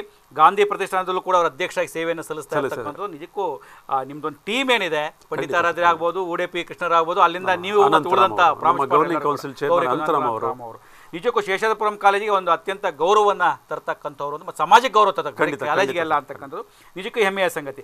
ಸರ್, ಈ ಮಧ್ಯೊಳಗೆ ನೀವು ಓದಿದಂಥ ಶಾಲೆಯನ್ನು, ಸರ್ಕಾರಿ ಶಾಲೆಯನ್ನು ದತ್ತು ತೆಗೆದುಕೊಳ್ತೀರಿ, ಆ ಶಾಲೆಗೆ ಬೇಕಾದ ಸಹಕಾರವನ್ನು ಕೊಡ್ತೀರಿ. ಮತ್ತು ಅದರಲ್ಲಿ 20 ಜನ ಮಕ್ಕಳನ್ನು ಕೂಡ ನೀವು ಅವರಿಗೆ ಓದೋಕ್ಕೆ ಸಹಕಾರವನ್ನು ಕೊಡ್ತೀರಿ. ನೀವು ಓದಿದ ಶಾಲೆಯನ್ನು ಅಭಿವೃದ್ಧಿಪಡಿಸೋದಕ್ಕೆ ಏನು ಯೋಚನೆಯನ್ನು ಮಾಡಿ ಅದನ್ನು ಅಭಿವೃದ್ಧಿಪಡಿಸಿದ್ರಿ? ಸರ್ ಅದು ನಾವು ಪಟ್ಟಿರೋ ಕಷ್ಟ ಹಾಗೆ ನನಗೆ ಕಲಿಸ್ಬಿಟ್ಟಿದೆ ಜೀವನನ. ನಿಮ್ಮೆಲ್ಲರಿಗೂ ಗೊತ್ತಿರೋ ಹಾಗೆ ಅವಮಾನ, ಬಡತನ, ನಿರುದ್ಯೋಗ ಯಾವ ಶಾಲೆ ಅಥವಾ ಕಾಲೇಜು ಕಲಿಸ್ಕೊಳ್ದೇ ಇರೋದನ್ನು ಇವು ಮೂರು ಕಲಿಸ್ಕೊಡ್ತಾರೆ ಸರ್. ಆ ಮೂರನ್ನು ನಾನು ಕಲಿಸ್ಕೊಂಡಿದ್ದೇನೆ. ಹಾಗಾಗಿ ಬಡ ವಿದ್ಯಾರ್ಥಿಗಳು ಇವತ್ತಿನವರೆಗೂ ಕೂಡ ನನ್ನ ಸಂಪರ್ಕದಲ್ಲಿ ಊರಿಗೆ ಹೋದಾಗ ಹಳ್ಳಿ ವಿದ್ಯಾರ್ಥಿನಿಯರು ಚಪ್ಪಲಿ ಹಾಕೊಂಬರಲ್ಲ, ನಿಮ್ಗೆಲ್ಲರೂ ಗೊತ್ತಿರುತ್ತೆ. ಅವ್ರನ್ನೆಲ್ಲ ನೋಡಿ ನಾನು ಏನೋ ಇಡೀ ಸಮಾಜನ ಬದಲಾವಣೆ ಮಾಡೋಕ್ಕೆ ಖಂಡಿತ ಆಗಲ್ಲ, ಆದರೂ ಕೂಡ ಅವ್ರಿಗೆ ಏನಾದರೂ ಒಂದು ಕೈಲಿ ಸಹಾಯ ಮಾಡಬೇಕು ಅಂತ ಯೋಚನೆ ಮಾಡಿ ನಾನು ಮತ್ತು ನಾಗರಾಜ್ ಅಂತ ಇದ್ದಾರೆ, ಅವರು ಯೋಗ ಗುರು. He was in software engineer, ಈ ಜರ್ಮನಿಗೆಲ್ಲ ಹೋಗಿ ಬಂದಿದ್ರು ಸರ್. ಅವ್ರ ಮೂಲಕ ನಾವು ಒಂದು 16 ಜನ ಸಾಫ್ಟ್ವೇರ್ ಇಂಜಿನಿಯರ್ಸು ನಾವು ತಗೊಂಡು ಸೇರಿ ನಾವು ಓದಿದ ಶಾಲೆಯನ್ನು, ಪ್ರೌಢಶಾಲೆ ಮತ್ತು ಮಾಧ್ಯಮಿಕ ಶಾಲೆ ದತ್ತು ತೆಗೆದುಕೊಂಡು ಅದರ ಬಿಲ್ಡಿಂಗ್ ವ್ಯವಸ್ಥೆಗೆ ನಾವು ಪ್ರಯತ್ನವನ್ನು ಮಾಡ್ತಾ ಇದ್ದೇವೆ. ಈಗಾಗಲೇ ಪ್ಲ್ಯಾನ್ ರೆಡಿಯಾಗಿದೆ. ಆ ಬಿಲ್ಡಿಂಗ್ ಕಟ್ಟಕ್ಕೆ ನಮ್ಮ ಕ್ಷೇತ್ರದ ವೆಂಕಟೇಶ್ ಅವರು 6 ರೂಮ್ ನಾನು ಕಟ್ಟಿಸ್ಕೊಡ್ತೀನಿ ಅಂತ ಹೇಳಿದ್ದಾರೆ. ಅದ್ರ ಜೊತೆಗೆ ನಾವೆಲ್ಲರೂ ಕೂಡ ಸೇರಿ ಅದನ್ನು ಶಾಲೆ ಕಟ್ಸೋಕ್ಕೆ ಒಂದು ಯೋಜನೆ ಇದೆ ಸರ್. ಸರ್ ಅದೇ ರೀತಿ 20 ಜನ ಸ್ಟೂಡೆಂಟ್ 7ನೇ ಕ್ಲಾಸ್ನ ಸ್ಟೂಡೆಂಟ್ ಅಡ್ಯಾಪ್ಟ್ ಮಾಡ್ಕೊಂಡು ಅದನ್ನು ನಾನು ಪ್ರತಿ ವರ್ಷನೂ ಕೂಡ ಸುಮ್ಮನೆ ನನಗೆ ಮೊದಲಿಂದನೂ ಹಾಗೆ ಅಲ್ಲಿ ಕಷ್ಟ ನಿಮಗೆ ಗೊತ್ತಿದೆ. ಈಗ ಸರ್ಕಾರದವರೇ ಎಲ್ಲ ಮಾಡ್ತಾ ಇದ್ದಾರೆ, ಸರ್ಕಾರದವರೇ ಫ್ರೀ ಊಟ, ಬೈಸಿಕಲ್ಲು, ಪುಸ್ತಕ ಎಲ್ಲನೂ ಕೊಡ್ತಾರೆ. ಆ ಮಧ್ಯದಲ್ಲಿ ಅವ್ರಿಗೆ ಏನಾದ್ರು ನೀಡಿರುತ್ತಲ್ಲ ಸರ್, ಇದನ್ನು ಭಾಳ ಹಿಂದೆನೇ ಶುರು ಮಾಡ್ಕೊಂಬಂದೆ ನಾನು. ಈಗ ಅದನ್ನ ಮುಂದುವರಿಸ್ಕೊಂಡು ಹೋಗ್ತಾ ಇದ್ದೀನಿ ಬೇರೆ ರೀತಿಯಲ್ಲಿ, ಯಾಕೆಂದ್ರೆ ಸರ್ಕಾರವೇ ಎಲ್ಲನೂ ಕೊಡ್ತಾ ಇದೆ. ಸೊ ಅದ್ರ ಜೊತೆಲಿ ಅವ್ರಿಗೆ ಏನು ಬೇಕು ಅಂತ ಕೇಳಿಕೊಂಡು ನನ್ನ ಕೈಲಾದ ಸಹಾಯವನ್ನು ಈಗ ಮಾಡ್ತಾ ಇದ್ದೀನಿ ಸರ್.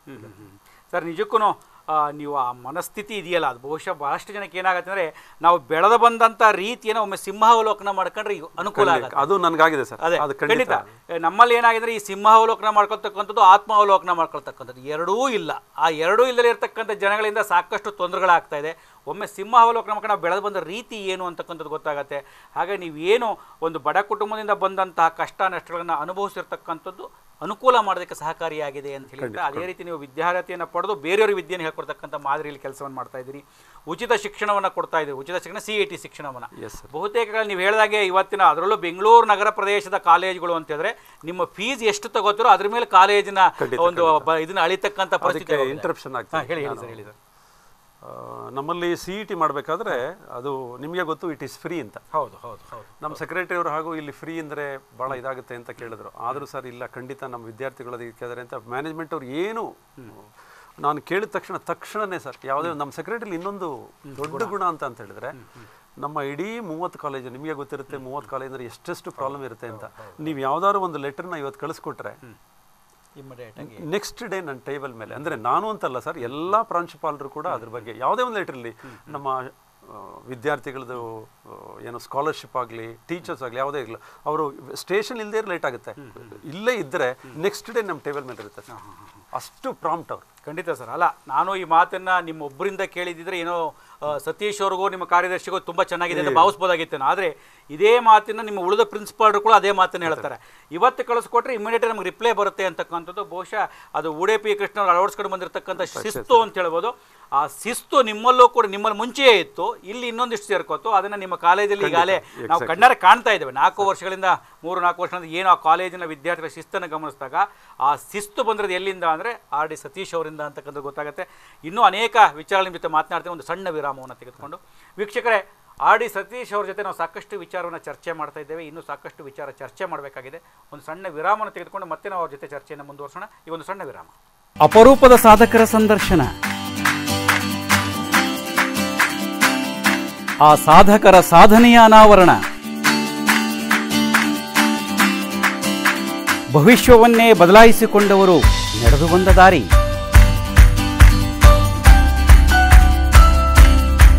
ವೀಕ್ಷಿಸಿ ಅತಿಥಿ ನೇರ ಪ್ರಸಾರ ಕಾರ್ಯಕ್ರಮ ಶನಿವಾರ ಮತ್ತು ಭಾನುವಾರ ರಾತ್ರಿ 7 ಗಂಟೆಗೆ.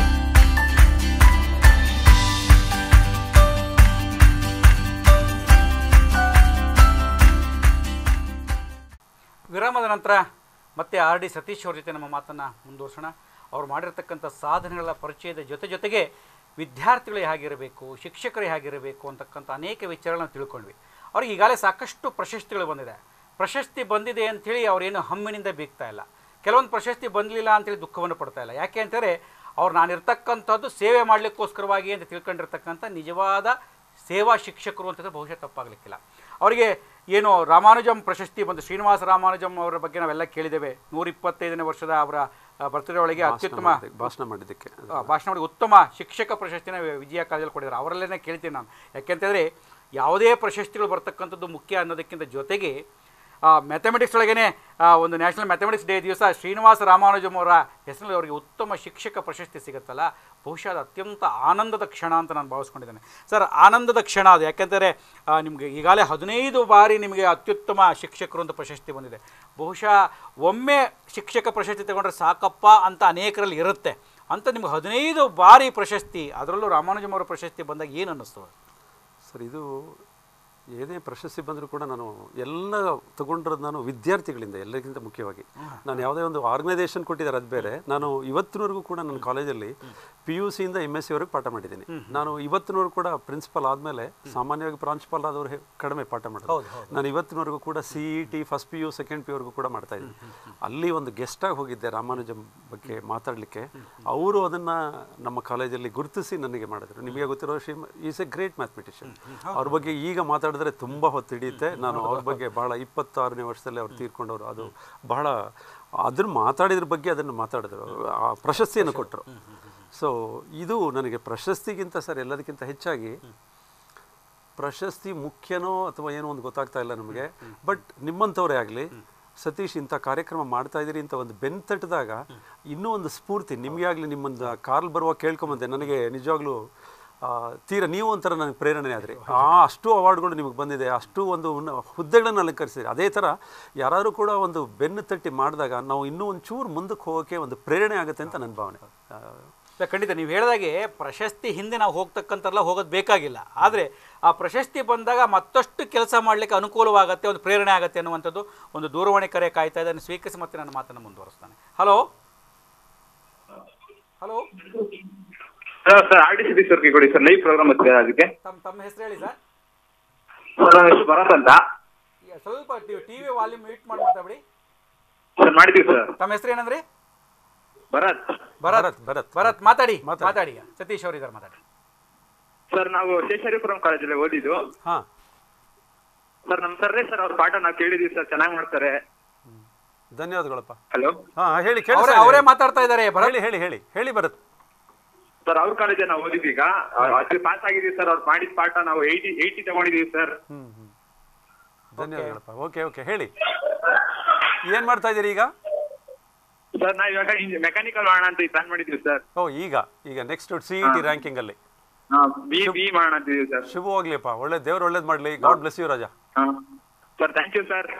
Okay okay Bharat, okay, thank you sir. ಆಗಲೇ ನಿಮ್ಮ ಸ್ಟೂಡೆಂಟು ಫೋನ್ ಮಾಡ್ಬಿಟ್ಟು ನಮಗೆ ನಿಮ್ಮಿಂದ ಅನುಕೂಲ ಆಗಿದೆ ಅಂತ ಹೇಳ್ತಾರೆ. ನಿಮ್ಮಿಂದ ಅನುಕೂಲ ಪಡೆದಂಥ ಅನೇಕ ಸಹಸ್ರಾರು ವಿದ್ಯಾರ್ಥಿಗಳು ಇವತ್ತು ಬೇರೆ ಬೇರೆ ಸ್ಥಾನದಲ್ಲಿ ಇರ್ತಾರೆ ಬಿಡಿ. ಬಹುಶಃ ನಿಮಗೆ ಗುರ್ತಿಡಲಿಕ್ಕಾಗಲ್ಲ, ಶಿಕ್ಷಕರಿಗೆ ಅದೊಂದೇ ಇರ್ತಕ್ಕಂಥದ್ದು. ಶಿಕ್ಷಕರಿಗೆ ಶಿಷ್ಯನ ಗುರ್ತಿಡ್ಲಿಕ್ಕೆ ಸಾಧ್ಯತೆಯೇ ಇಲ್ಲ. ಶಿಷ್ಯರು ನಿಮ್ಮ ಹತ್ರ ಬಂದು ಹೇಳ್ದಾಗಲೇ ನಿಮಗೆ ಗೊತ್ತಾಗುತ್ತೆ. ಬಹುಶಃ ಅದೇ ನಿಜವಾದ ಪ್ರಶಸ್ತಿ, ನಿಮಗೆ ಅದೇ ನಿಜವಾಗಿರ್ತಕ್ಕಂಥ ಪ್ರಶಸ್ತಿ ಅಂತ. ಸರ್, ಆದರೂ ಕೂಡ ಈ ಪ್ರಶಸ್ತಿಗಳ ಸರಮಾಲೆ ನಾನು ಆಮೇಲೆ ನನ್ನ ವೀಕ್ಷಕರಿಗೆ ಹೇಳ್ತೇನೆ.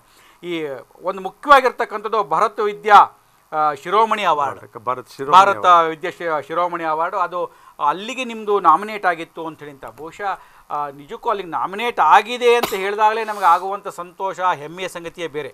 ಅದು ಸಿಗಲಿಲ್ಲ ಬರಲಿಲ್ಲ ಅನ್ನೋದು ಒಂದು ಕಡೆಗಿರಲಿ, ಅದು ಅನಿವಾರ್ಯ ಕಾರಣ ಆಗ್ಬೋದು, ಇನ್ನೇನೋ ಆಗ್ಬೋದು, ಮಾನದಂಡ ಪ್ರಶ್ನೆ ಇರ್ಬೋದು. ಬಹುಶಃ ನಮ್ಮಲ್ಲಿ ಕರ್ನಾಟಕ ತೆಗೆದುಕೊಂಡಿರ್ತಕ್ಕಂಥವ್ರು MU ರಾಜಶೇಖರನ್ ಒಬ್ಬರೇ ಅಂತಕ್ಕಂಥ ಪ್ರಸ್ತಾಪ. ನಿಜಕ್ಕೂ ಅಲ್ಲಿ ನಿಮ್ಮ ಹೆಸರು ಆ ಪ್ಯಾನಲ್ ಲಿಸ್ಟೊಳಗೆ ಇತ್ತು ಅಂತ ಹೇಳಿದ್ರೆ ನಮಗೆ ಹೆಮ್ಮೆ ಅನಿಸುತ್ತೆ. ಅದ್ರ ಜೊತೆಗೆ ರಾಷ್ಟ್ರೀಯ ವಿದ್ಯಾಭೂಷಣ ಅವಾರ್ಡು ಕೂಡ ಇದು ನಾಮಿನೇಟ್ ಆಗಿದ್ದೆ. ಅದರಲ್ಲಿ ಟಾಪ್ 5 ಅಲ್ಲಿ ಬಂದಿದ್ದೆ, ಅದರಲ್ಲಿ ಸೆಲೆಕ್ಟ್ ಆಗಿಲ್ಲ. ಅದು ಬಹಳ ಬೇಸರ ಸಂಗತಿ. MV ರಾಜಶೇಖರ್ ಅವರು ಶಿರೋಮಣಿ ಅವಾರ್ಡ್ಗೆ ನಾನು ಈ ಕಾಲೇಜ್ ಬಂದ ವರ್ಷ ನಾಮಿನೇಟ್ ಆಗಿದ್ದೆ. ಬಹಳ ಭರವಸೆ ಇಟ್ಕೊಂಡಿದ್ದೆ. ಅದಕ್ಕೇನು ಆಗದೆ ಇದ್ರೆ ನಾನು ಇದಲ್ಲ, ಬಟ್ ಅದಕ್ಕೆ ನಾಮಿನೇಟ್ ಆಗಿರೋ ಅತ್ಯಂತ ಗೌರವ ಅದು. ಯಾಕೆಂದರೆ MV ರಾಜಶೇಖರ್ ಅವರು ಸೆಂಟ್ರಲ್ ಮಿನಿಸ್ಟರ್ ಆಗಿದ್ದವರು, ಅದಕ್ಕೆ ಅವರು ಆಗಿದ್ದವರು. ಆ ಒಂದು ಪುರಸ್ಕಾರಕ್ಕೆ ನಾನು ನಾಮಿನೇಟ್ ಆಗಿಲ್ಲ, ಅದು ಖುಷಿ ತಂದಿದೆ ಸರ್. ಸರ್, ಖಂಡಿತ. ಈಗ ಏನಾಗುತ್ತೆ ಅಂದರೆ ನೀವು ಅದಕ್ಕೆ ಲಾಭಿ ಮಾಡತಕ್ಕಂಥ ವ್ಯಕ್ತಿಯೇ ಅಲ್ಲ. ಅದರ ಪಾಡಿಗೆ ಆ ಹೆಸರು ನಾಮಿನೇಟ್ ಆಗಿ ಹೋಗಿದೆ ಅಂತ ಹೇಳಿದಾಗ, ಅಲ್ಲಿ ನಾಮಿನೇಟ್ ಆಗಿದೆ ಅಂತಂದರೆ ನಮ್ಗೆ ಅದೇ ಒಂದು ಅತ್ಯಂತ ಖುಷಿ ತರ್ತಕ್ಕಂಥ ಸಂಗತಿ, ನಿಮ್ಮ ಶಿಷ್ಯಂದ್ರಿಗೂ ಅತ್ಯಂತ ಖುಷಿ ತರ್ತಕ್ಕಂಥ ಸಂಗತಿ. ಈ ಪ್ರಶಸ್ತಿಗಳ ಒಂದಷ್ಟು ಪರಿಚಯವನ್ನು ಮಾಡಿಕೊಟ್ಬಿಡೋಣ. ಯಾಕಂದರೆ ಆಮೇಲೆ ನಿಮ್ಮನ್ನು ಇನ್ನೂ ಫೋನ್ ಬರುತ್ತೋ ನಿಮ್ಮಿಂದ ಮಾತಾಡೋ ಅಷ್ಟೊತ್ತಿಗೆ ನಮ್ಮ ಸಮಯ ಮುಗಿದೋಗ್ಬಿಟ್ರೆ ಕಷ್ಟ ಆಗುತ್ತೆ. ವೀಕ್ಷಕರೇ, ನಾನು ಆಗಲೇ ಹೇಳಿದೆ, ಸಹಜವಾಗಿ ಯಾರೇ ಒಬ್ಬ ಶಿಕ್ಷಕರಿಗೆ ಒಂದು ಪ್ರಶಸ್ತಿ ಬಂದರೆ ಸಾಕು. ನಾನು ಉತ್ತಮ ಶಿಕ್ಷಕ ಅಂತ ಬಂದರೆ ಖುಷಿ ಅನ್ನೋದು ಒಂದಷ್ಟೇ. ಅವ್ರಿಗೆ ಇನ್ನೇನೂ ಬಯಸೋದಿಲ್ಲ. ಅವ್ರ ಪಾಡಿಗೆ ಅವ್ರು ಪಾಠ ಮಾಡೋದು ಮಾಡ್ತಾನೇ ಇರ್ತಾರೆ, ಯಾರನ್ನೂ ದೂಷಣೆ ಮಾಡಲ್ಲ. ನಾನು ಪ್ರತಿ ಬಾರಿ ಹೇಳಿದ್ರೆ, ಪ್ರತಿಫಲಾಪೇಕ್ಷೆ ಇಲ್ಲದ ಯಾವುದಾದರೂ ಉದ್ಯೋಗ ಇದ್ದರೆ ಅದು ಶಿಕ್ಷಕ ವೃತ್ತಿ ಅಂತೇಳಿ ಅಂತ. ಶಿಷ್ಯನಿಂದ ಅವ್ರು ಏನೂ ಅಪೇಕ್ಷೆ ಪಡಲ್ಲ. ಒಂದೇ ಹೇಳಿ, ನೀವು ಚೆನ್ನಾಗಿ ಓದ್ರಪ್ಪ, ಚೆನ್ನಾಗಿ ಬದುಕ್ರಪ್ಪ, ಬಾಳ್ರಪ್ಪ ಅಂತ ಹೇಳ್ತಾರೆ ವಿನಃ ಬೇರೆ ಏನೇನೂ ಅಪೇಕ್ಷೆ ಪಡಲ್ಲ. ಅದೇ ಬೇರೆ ಉದ್ಯೋಗದಲ್ಲಾದರೆ ಬೇರೆ ಬೇರೆ ಅಪೇಕ್ಷೆ ಇರುತ್ತೆ. ಹಾಗಾಗಿ ಪ್ರತಿಫಲಾಪೇಕ್ಷೆ ಇಲ್ಲದೆ ಇರತಕ್ಕಂಥ ಉದ್ಯೋಗ ಅಂತಂದರೆ ಶಿಕ್ಷಕ ವೃತ್ತಿ ಅಂತೇಳಿ ಅಂತ ನಮ್ಮ RD ಸತೀಶ್ರವ್ರಿಗೆ ನಾನು ಆಗಲೇ RD ಅಂದರೆ ಏನು ಅಂತ ಹೇಳ್ತಾರೆ. ರೆಕರಿಂಗ್ ಡೆಪಾಸಿಟ್ ಯಾಕೆ ಹೇಳ್ತೀನಿ ಅಂತಂದರೆ ಅವರ ಜ್ಞಾನಾರ್ಜನೆ, ಅವರ ವಿದ್ಯಾರ್ಹತೆ, ಅವರ ಸೇವೆ ಇದೆಯಲ್ಲ, ನಿಜಕ್ಕೂ ಅದು ರೆಕರಿಂಗ್ ಡೆಪಾಸಿಟ್ ನಮ್ಮಗಳಿಗೆ. ಅವರಿಗೆ ಪಿರಿಯಾಪಟ್ಟಣ ತಾಲೂಕಿನಲ್ಲಿ ಕನ್ನಡ ಸಾಹಿತ್ಯ ಸಮ್ಮೇಳನದ ಉತ್ತಮ ಶಿಕ್ಷಕ ಪ್ರಶಸ್ತಿ, ಅದೇ ರೀತಿ ಬಸವತತ್ವ ಸಮಾವೇಶ ಹಾಗೂ ಶರಣ ಸಂಸ್ಕೃತಿ ಉತ್ಸವದಲ್ಲಿ ಉತ್ತಮ ಸಾಧಕ ಪ್ರಶಸ್ತಿ, ಮುರುಘಾಮಠ ರಾವಂದೂರೊಳಗೆ 2010 ಉತ್ತಮ ಸಾಧಕ ಪ್ರಶಸ್ತಿ, 2ನೇ ಬಾರಿ ಬಸವಕೇಂದ್ರ ಶ್ರೀ ಮುರುಘಾಮಠದಲ್ಲೂ ಕೂಡ ಉತ್ತಮ ಸಾಧಕ ಪ್ರಶಸ್ತಿ. ಒಂದೇ ಸಂಸ್ಥೆಯಿಂದ 2 ಬಾರಿ ಪ್ರಶಸ್ತಿಗಳು ಬರುತ್ತೆ ಅಂತಂದರೆ ನೀವು ಯೋಚನೆಯನ್ನು ಮಾಡಿ. ಆಗಲೇ ಹೇಳಿದಾಗೆ ಶ್ರೀನಿವಾಸ ರಾಮಾನುಜಂ ಅವರ ಹೆಸರಿನ ಉತ್ತಮ ಶಿಕ್ಷಕ ಪ್ರಶಸ್ತಿ, ಬೆಸ್ಟ್ ಟೀಚರ್ ಅವಾರ್ಡ್ ಬೆಂಗಳೂರು ಮಹಾನಗರ ಪಾಲಿಕೆಯಿಂದ 2016-17ರಲ್ಲಿ ಇಂಟರ್ನ್ಯಾಷನಲ್ ಲಯನ್ಸ್ ಕ್ಲಬ್ನವರು ಕೊಟ್ಟಿರ್ತಕ್ಕಂಥದ್ದು, ಮಾನಸ ಸಾಂಸ್ಕೃತಿಕ ಸೇವಾ ಸಂಸ್ಥೆಯಿಂದ ಉತ್ತಮ ಸಾಧಕ ಪ್ರಶಸ್ತಿ, ಭಾರತ ಸಂಸ್ಕೃತಿ ಪ್ರತಿಷ್ಠಾನದ ಉತ್ತಮ ಶಿಕ್ಷಕ ಪ್ರಶಸ್ತಿ, ಯಶವಂತಪುರ ವಿಧಾನಸಭಾ ಕ್ಷೇತ್ರದಲ್ಲಿ 63 ಅಖಿಲ ಭಾರತ ಸಹಕಾರ ಸಪ್ತಾಹ ಕನಕದಾಸ ಜಯಂತಿಯಲ್ಲಿ ಶಿಕ್ಷಣ ಕ್ಷೇತ್ರ ಉತ್ತಮ ಸಾಧನೆ ಮಾಡುವಂತೇಳಿ ST ಸೋಮಶೇಖರ್ ನೇತೃತ್ವದಲ್ಲಿ ಒಂದು ಉತ್ತಮವಾಗಿರ್ತಕ್ಕಂಥ ಒಂದು ಅಭಿನಂದನೆ ಸನ್ಮಾನ, ವೀರಶೈವ ಸೌಹಾರ್ದ ವೇದಿಕೆ ಬೆಂಗಳೂರು ಗುರುವಂದನೆ ಕಾರ್ಯಕ್ರಮದಲ್ಲಿ ಉತ್ತಮ ಶಿಕ್ಷಕ ಪ್ರಶಸ್ತಿ, ಅಖಿಲ ಭಾರತ ವೀರಶೈವ ಮಹಾಸಭಾ ಬಸವ ಜಯಂತ್ಯೋತ್ಸವದೊಳಗೆ ಉತ್ತಮ ಶಿಕ್ಷಕ ಪ್ರಶಸ್ತಿ ಉಪಮಹಾಪೌರರಿಂದ ಕೊಟ್ಟಿದ್ದಾರೆ. ಸರ್ಕಾರಿ ಕನ್ನಡ ಮಾಧ್ಯಮ ಶಾಲೆ ರಾವಂದೂರು ಇಲ್ಲಿ 20 ವಿದ್ಯಾರ್ಥಿನಿಯರ ಅಧ್ಯಯನಕ್ಕಾಗಿ ಇವರು ಸಹಕಾರಿಯಾಗಿ ನೆರವನ್ನು ನೀಡಿದ್ದಾರೆ. ಹೀಗೆಯೇ ಮನೆದೇವರ ದೇವಸ್ಥಾನದಲ್ಲಿ SLC ಮತ್ತು PUC ಇಲ್ಲಿ ಅತಿ ಹೆಚ್ಚು ಅಂಕ ಪಡೆದ ವಿದ್ಯಾರ್ಥಿಗಳಿಗೆ ವಿದ್ಯಾರ್ಥಿ ವೇತನ ಕೊಡ್ತಾ ಇದ್ದಾರೆ. ಆಗಲೇ ಅವರು ಹೇಳಿದಾಗೆ ನಾಗರಾಜ್ ಅವ್ರ ಜೊತೆ ಇವರು ಸೇರಿಕೊಂಡು ಅಲ್ಲಿ ಅವರು ಓದಿರ್ತಕ್ಕಂಥ ಮಾಧ್ಯಮಿಕ ಶಾಲೆಯಾಗಿ ಪ್ರೌಢಶಾಲೆಯನ್ನು ದತ್ತು ತೆಗೆದುಕೊಂಡು ಅವರು ಅದಕ್ಕೆ ಅಭಿವೃದ್ಧಿ ಪಡಿಸ್ತಕ್ಕಂಥ ಕೆಲಸವನ್ನು ಮಾಡ್ತಿರ್ತಕ್ಕಂಥ ಅತ್ಯುತ್ತಮ ಜನಸೇವಾ ಶಿಕ್ಷಕರು ಅಂತಲೇ ಹೇಳ್ಬೋದು. ಶಿಕ್ಷಕರು ಅಂತ ಹೇಳಿ ಅಷ್ಟೇ ಅಲ್ಲ, ಈ ರೀತಿ ಅತ್ಯುತ್ತಮ ಕೆಲಸವನ್ನು ಮಾಡ್ಕೊಂಡು ಬರ್ತಿರ್ತಕ್ಕಂಥವ್ರು. ಸರಿ, ಈ ಎಲ್ಲ ಪ್ರಶಸ್ತಿಗಳು ನೋಡಿ, ನಾನು ಇನ್ನೂ ಮಾತಾಡೋಕ್ಕೆ ಆಗ್ತಿಲ್ಲ, ಮತ್ತೆ ದೂರವಾಣಿ ಕಾಯ್ತಾ ಇದೆ, ದೂರವಾಣಿ ತೆಗೆದುಕೊಂಡ್ಬಿಡ್ತೇನೆ. ಹಲೋ ಹಲೋ ಹಲೋ ಸರ್, ನನ್ನ ಹೆಸರು ಜೀವನ್ ಅಂತ. ಜೀವನ್, ಎಲ್ಲಿಂದ ಮಾತಾಡ್ತಾ ಇದ್ದೀರಿ? ಸರ್, ನಾನು ಬಿಡದಿಯಿಂದ ಮಾಡ್ತಾ ಇದ್ದೀನಿ. ಮಾತಾಡ್ತಾರೆ ಜೀವನ್. ಡಾಕ್ಟರ್ RD ಸತೀಶ್ ಅವರು ಇದ್ದಾರೆ, ಮಾತಾಡಿ ಜೀವನ್. Yes sir. ಸರ್, ನಾನು ಇದು ಡಾನ್ ಬಾಸ್ಕೋ ಇಂದ ಕಾಲೇಜಿಂದ ಬರ್ತಾ ಇದ್ದೆ. ನೀವು ಫ್ರೀ CET ಕ್ಲಾಸ್ ಮಾಡ್ತಿದ್ರಲ್ಲ, ಅದಕ್ಕೆ ಬರ್ತಿದ್ದೆ ಸರ್. ನೀವು ಚೆನ್ನಾಗಿ ಮಾಡ್ತಿದ್ದೀರಾ, ಅದಕ್ಕೆ ಅದರಿಂದ ನಾನು ಪಾಸ್ ಆಗಿದ್ದೀನಿ. ಮ್ಯಾಥ್ಸ್ ನಾನು SLC ಫೇಲ್ ಆಗ್ಬಿಟ್ಟಿದೆ. ಆಮೇಲೆ ನಿಮ್ ಪಾಠ ಹಿಂಗ ಕೇಳ್ಕೊಂಡು ನಾನು ಪಾಸ್ ಆದೆ ಸರ್. ಅದಕ್ಕೆ ಥ್ಯಾಂಕ್ಸ್ ಸರ್. ನಮ್ಮ ಮನೇಲೆಲ್ಲ ಖುಷಿ ಪಡ್ತಾವ್ರೆ. ಹಾ ಸರ್, ಮನೇಲೆಲ್ಲ ಖುಷಿ ಪಡ್ತಾವ್ರೆ. ಅದಕ್ಕೆ ಅದಕ್ಕೆ ಕಾರಣ ನೀವೇನೆ ಸರ್. ಅದಕ್ಕೆ ಥ್ಯಾಂಕ್ಸ್ ಸರ್. ಧನ್ಯವಾದಗಳು. ಓಕೆ ಸರ್, ಧನ್ಯವಾದಗಳು ಜೀವನ್. Thank you sir. ನೋಡಿ, ಓಕೆ ಸರ್, ಥ್ಯಾಂಕ್ಸ್ ಸರ್. ಇದೇ ಪ್ರಶಸ್ತಿ ಯಾಕೆ ಅಂತಂದರೆ, ಈ ಪ್ರಶಸ್ತಿಗಳು ಒಂದು ಕಡೆಗಾದರೆ ಇನ್ನೊಂದು ಪ್ರಶಸ್ತಿ ಇದು ನಿಮ್ಮಿಂದ ನನಗೆ ಅನುಕೂಲ ಆಯಿತು ಅಂತೇಳಿ ಅಂತ ಅವನು ಮುಂದೆ ಬಂದ ಸಂದರ್ಭದಲ್ಲಿ ಪ್ರತಿ ಬಾರಿ ನಿಮ್ಮನ್ನು ನೆನೆಸ್ಕೊತಾ ಇರ್ತಾನೆ, ನಿಮ್ಮನ್ನು ಪ್ರೇರಣೆಯಾಗಿ ಇಟ್ಕೊಂಡು ಬೇರೆಯವ್ರಿಗೆ ಹೇಳ್ಕೊತಾ ಹೋಗ್ತಾನೆ. ಹಾಗಾಗಿ ಶಿಕ್ಷಕರು ಒಂದು ರೀತಿಯ ಪ್ರೇರಣಾ ಶಕ್ತಿ ಅಂತಿದ್ರೆ ಬಹುಶಃ ತಪ್ಪಾಗಲಿಕ್ಕಿಲ್ಲ ಅಂತೇಳಿ ಅಂತ. ಸರ್, ಸಹಜವಾಗಿ ವಿದ್ಯಾರ್ಥಿಗಳಿಗೆ ಅಂಕದ ಮೇಲೇ ಒಂದು ಮಾನದಂಡ ಆಗುತ್ತೆ. ಅಂಕ ಅನ್ನುವುದೇ ಒಂದು ಮಾನದಂಡ. ನೀವು ಇಷ್ಟೆಲ್ಲ ಸೇವೆಯನ್ನು ಸಲ್ಲಿಸಿದಿರಿ, ಅಂಕ ಅನ್ನುವಂಥದ್ದು ಬೇಕು, ಆದರೆ ಅಂಕವೇ ಒಂದು ಮಾನದಂಡವಾ? ಖಂಡಿತ ಇಲ್ಲ ಸರ್, ಖಂಡಿತ ಇಲ್ಲ. ಆದರೆ ಬಟ್ ಇವಾಗ ಈ ಕಾಂಪಿಟೇಟಿವ್ ವರ್ಲ್ಡಲ್ಲಿ ಸುಧೀಂದ್ರ ಅವರೇ, ಅದು ಬೇಕೇ ಬೇಕಲ್ಲ. ಈಗ CVT ಯಾವ್ದಾದ್ರು ಒಂದು ಬೇಕಂದ್ರೆ ನೀವು ಮಾರ್ಕ್ಸ್ ಕಡಿಮೆ ಇದ್ರೆ ಎಲ್ಲಿ ತಗೋತೀರಿ, ನೀವು ತಗೊಳ್ಳೋದೇ ಇಲ್ಲ. ಬಟ್ ಆದರೂ ಕೂಡ ಅದನ್ನು ಗಮನದಲ್ಲಿ ಇಟ್ಕೊಂಡು ಅದ್ರ ಕಡೆ ಹೋಗಲೇಬೇಕು. ನಾವು ಏನು ಮಾಡೋಕ್ಕಾಗಲ್ಲ ಈ ಪರಿಸ್ಥಿತಿಲಿ, ಈ ಕಾಂಪಿಟೇಷನ್ನಲ್ಲಿ ಮಾರ್ಕ್ಸು ಬೇಕೇ ಬೇಕು. ಅದನ್ನು ನಾವೇನು ಅದಕ್ಕೆ ಎರಡು ಮಾತಿಲ್ಲ. ನಾನು ಎಲ್ಲ ವಿದ್ಯಾರ್ಥಿಗಳು ಅಷ್ಟೇ, ನೀವು ಏನು ಆಗ್ತೀರಿ ಏನು ಬಿಡ್ತೀರಿ ಅದು ಬೇರೆ ಪ್ರಶ್ನೆ. ಇಂಜಿನಿಯರೋ, ಡಾಕ್ಟ್ರೋ, ವೆಟರ್ನರಿ ಡಾಕ್ಟ್ರೋ, BASM ಅದು ಬೇರೆ ಪ್ರಶ್ನೆ. ಆದರೆ ಹೆಚ್ಚು ಅಂಕಗಳನ್ನು ಗಳಿಸ್ಕೊಳ್ಳಿ ಫಸ್ಟು. ಅದಾದಮೇಲೆ ಸ್ಕೋಪ್ ಇರುತ್ತೆ, ಯಾವ್ದು ಮಾಡಬೇಕು ನಿಮಗೆ ದಾರಿ ತೋರಿಸುತ್ತೆ. ಅದು ಇಲ್ಲದೆ ಇದ್ದರೆ ಸುಮ್ಮನೆ ಕಡಿಮೆ ಮಾರ್ಕ್ಸ್ ಬಂದರೆ ನೀವು ಯಾವುದೇ ಒಂದು ಇಂಜಿನಿಯರಿಂಗ್ ಕಾಲೇಜಲ್ಲೂ ಕೂಡ ಕ್ಯಾಂಪಸ್ ಇಂಟರ್ ಆಗಬೇಕಾದ್ರೆ ಅದೆಲ್ಲನೂ ಕೂಡ ಕೌಂಟ್ ಆಗುತ್ತೆ. ಸೊ ಹಾಗಾಗಿ ಫಸ್ಟು ಮಾರ್ಕ್ಸನ್ನು ತೆಗೆದುಕೊಳ್ಳಿ, ಅದಾದಮೇಲೆ ಏನು ಮಾಡಬೇಕು ಅಂತ ಆಮೇಲೆ ತೀರ್ಮಾನ ಮಾಡಿ. ನಿಜ, ನೀವು ಹೇಳಿದಾಗೆ ಅಂಕವೂ ಮುಖ್ಯವೇ, ಅದೇ ರೀತಿ ಒಳಗೆ ಬೇರೆ ಆಲೋಚನೆಗಳು ಮತ್ತೆ ಬೇರೆ ಪರಿಕರಗಳು ಬೇಕಾಗತ್ತೆ ವಿದ್ಯಾರ್ಥಿ, ಇಲ್ಲ ಅಂತಲ್ಲ. ಸಹಜವಾಗಿ ನಾವು ಹೋದಾಗ ಫಸ್ಟ್ ಕೊಡ್ತಕ್ಕಂಥದ್ದು ಅಂಕಪಟ್ಟಿ. ಅವನ ಅಂಕಪಟ್ಟಿಯನ್ನು ನೋಡೇ ನಿಮ್ಮ ತೀರ್ಮಾನ ಮಾಡ್ತಕ್ಕಂಥ, ಅದನ್ನ ನೋಡ್ಬಿಟ್ಟೆ ನೀವು ಒಳಗಡೆ ಕರೆಯೋದು. 35% ಇದ್ರೆ ತಕ್ಷಣ ಪಕ್ಕದ ಇಟ್ಬಿಡ್ತಾರೆ. ಇದು ಆಗ್ತಾ ಇರೋದು. ಬಟ್ ಕೆಲವರು 35-40 ಅಥವಾ 50% ತಗೊಂಡವರು ಎಲ್ಲೆಲ್ಲೋ ಇದ್ದಾರೆ, ಅದು ಕೂಡ ಆಗುತ್ತೆ. ಬಟ್ ಹೆಚ್ಚು ಕಡಿಮೆ ಇದನ್ನು ಫಸ್ಟ್ ಅಂತೂ ಮಾರ್ಕ್ಸ್ ಅಂತೂ ಬೇಕೇ ಬೇಕು ಈಗಿನ ಪರಿಸ್ಥಿತಿ. ಹೌದು ಹೌದು, ಯಾಕಂದ್ರೆ ಇವತ್ತು ಕಾಂಪಿಟೇಷನ್. ಈಗ ನೀವೇ ಯೋಚನೆ ಮಾಡಿ, ನಾವೆಲ್ಲ ಓದಬೇಕಾದ್ರೆ ನಾವೇನಾದ್ರೂ ಒಂದು ಸೆಕೆಂಡ್ ಕ್ಲಾಸ್ ಅಥವಾ ಫಸ್ಟ್ ಕ್ಲಾಸ್ ಅಂದ್ರೆ ಊರೆಲ್ಲ ಮೆರವಣಿಗೆ ಮಾಡೋರು, ಇಫ್ ಐ ಆಮ್ ಕರೆಕ್ಟ್. ಈಗ ಸರ್ 85% ಅಂದ್ರೆ ರಾಗ ಎಳಿತಾರೆ, 85% ಅಂತ ರಾಗ ಎಳಿತಾರೆ. ಸೊ ಈ ಸ್ಥಿತಿಲಿರುವಾಗ ಅದು ಬೇಕೇ ಬೇಕು.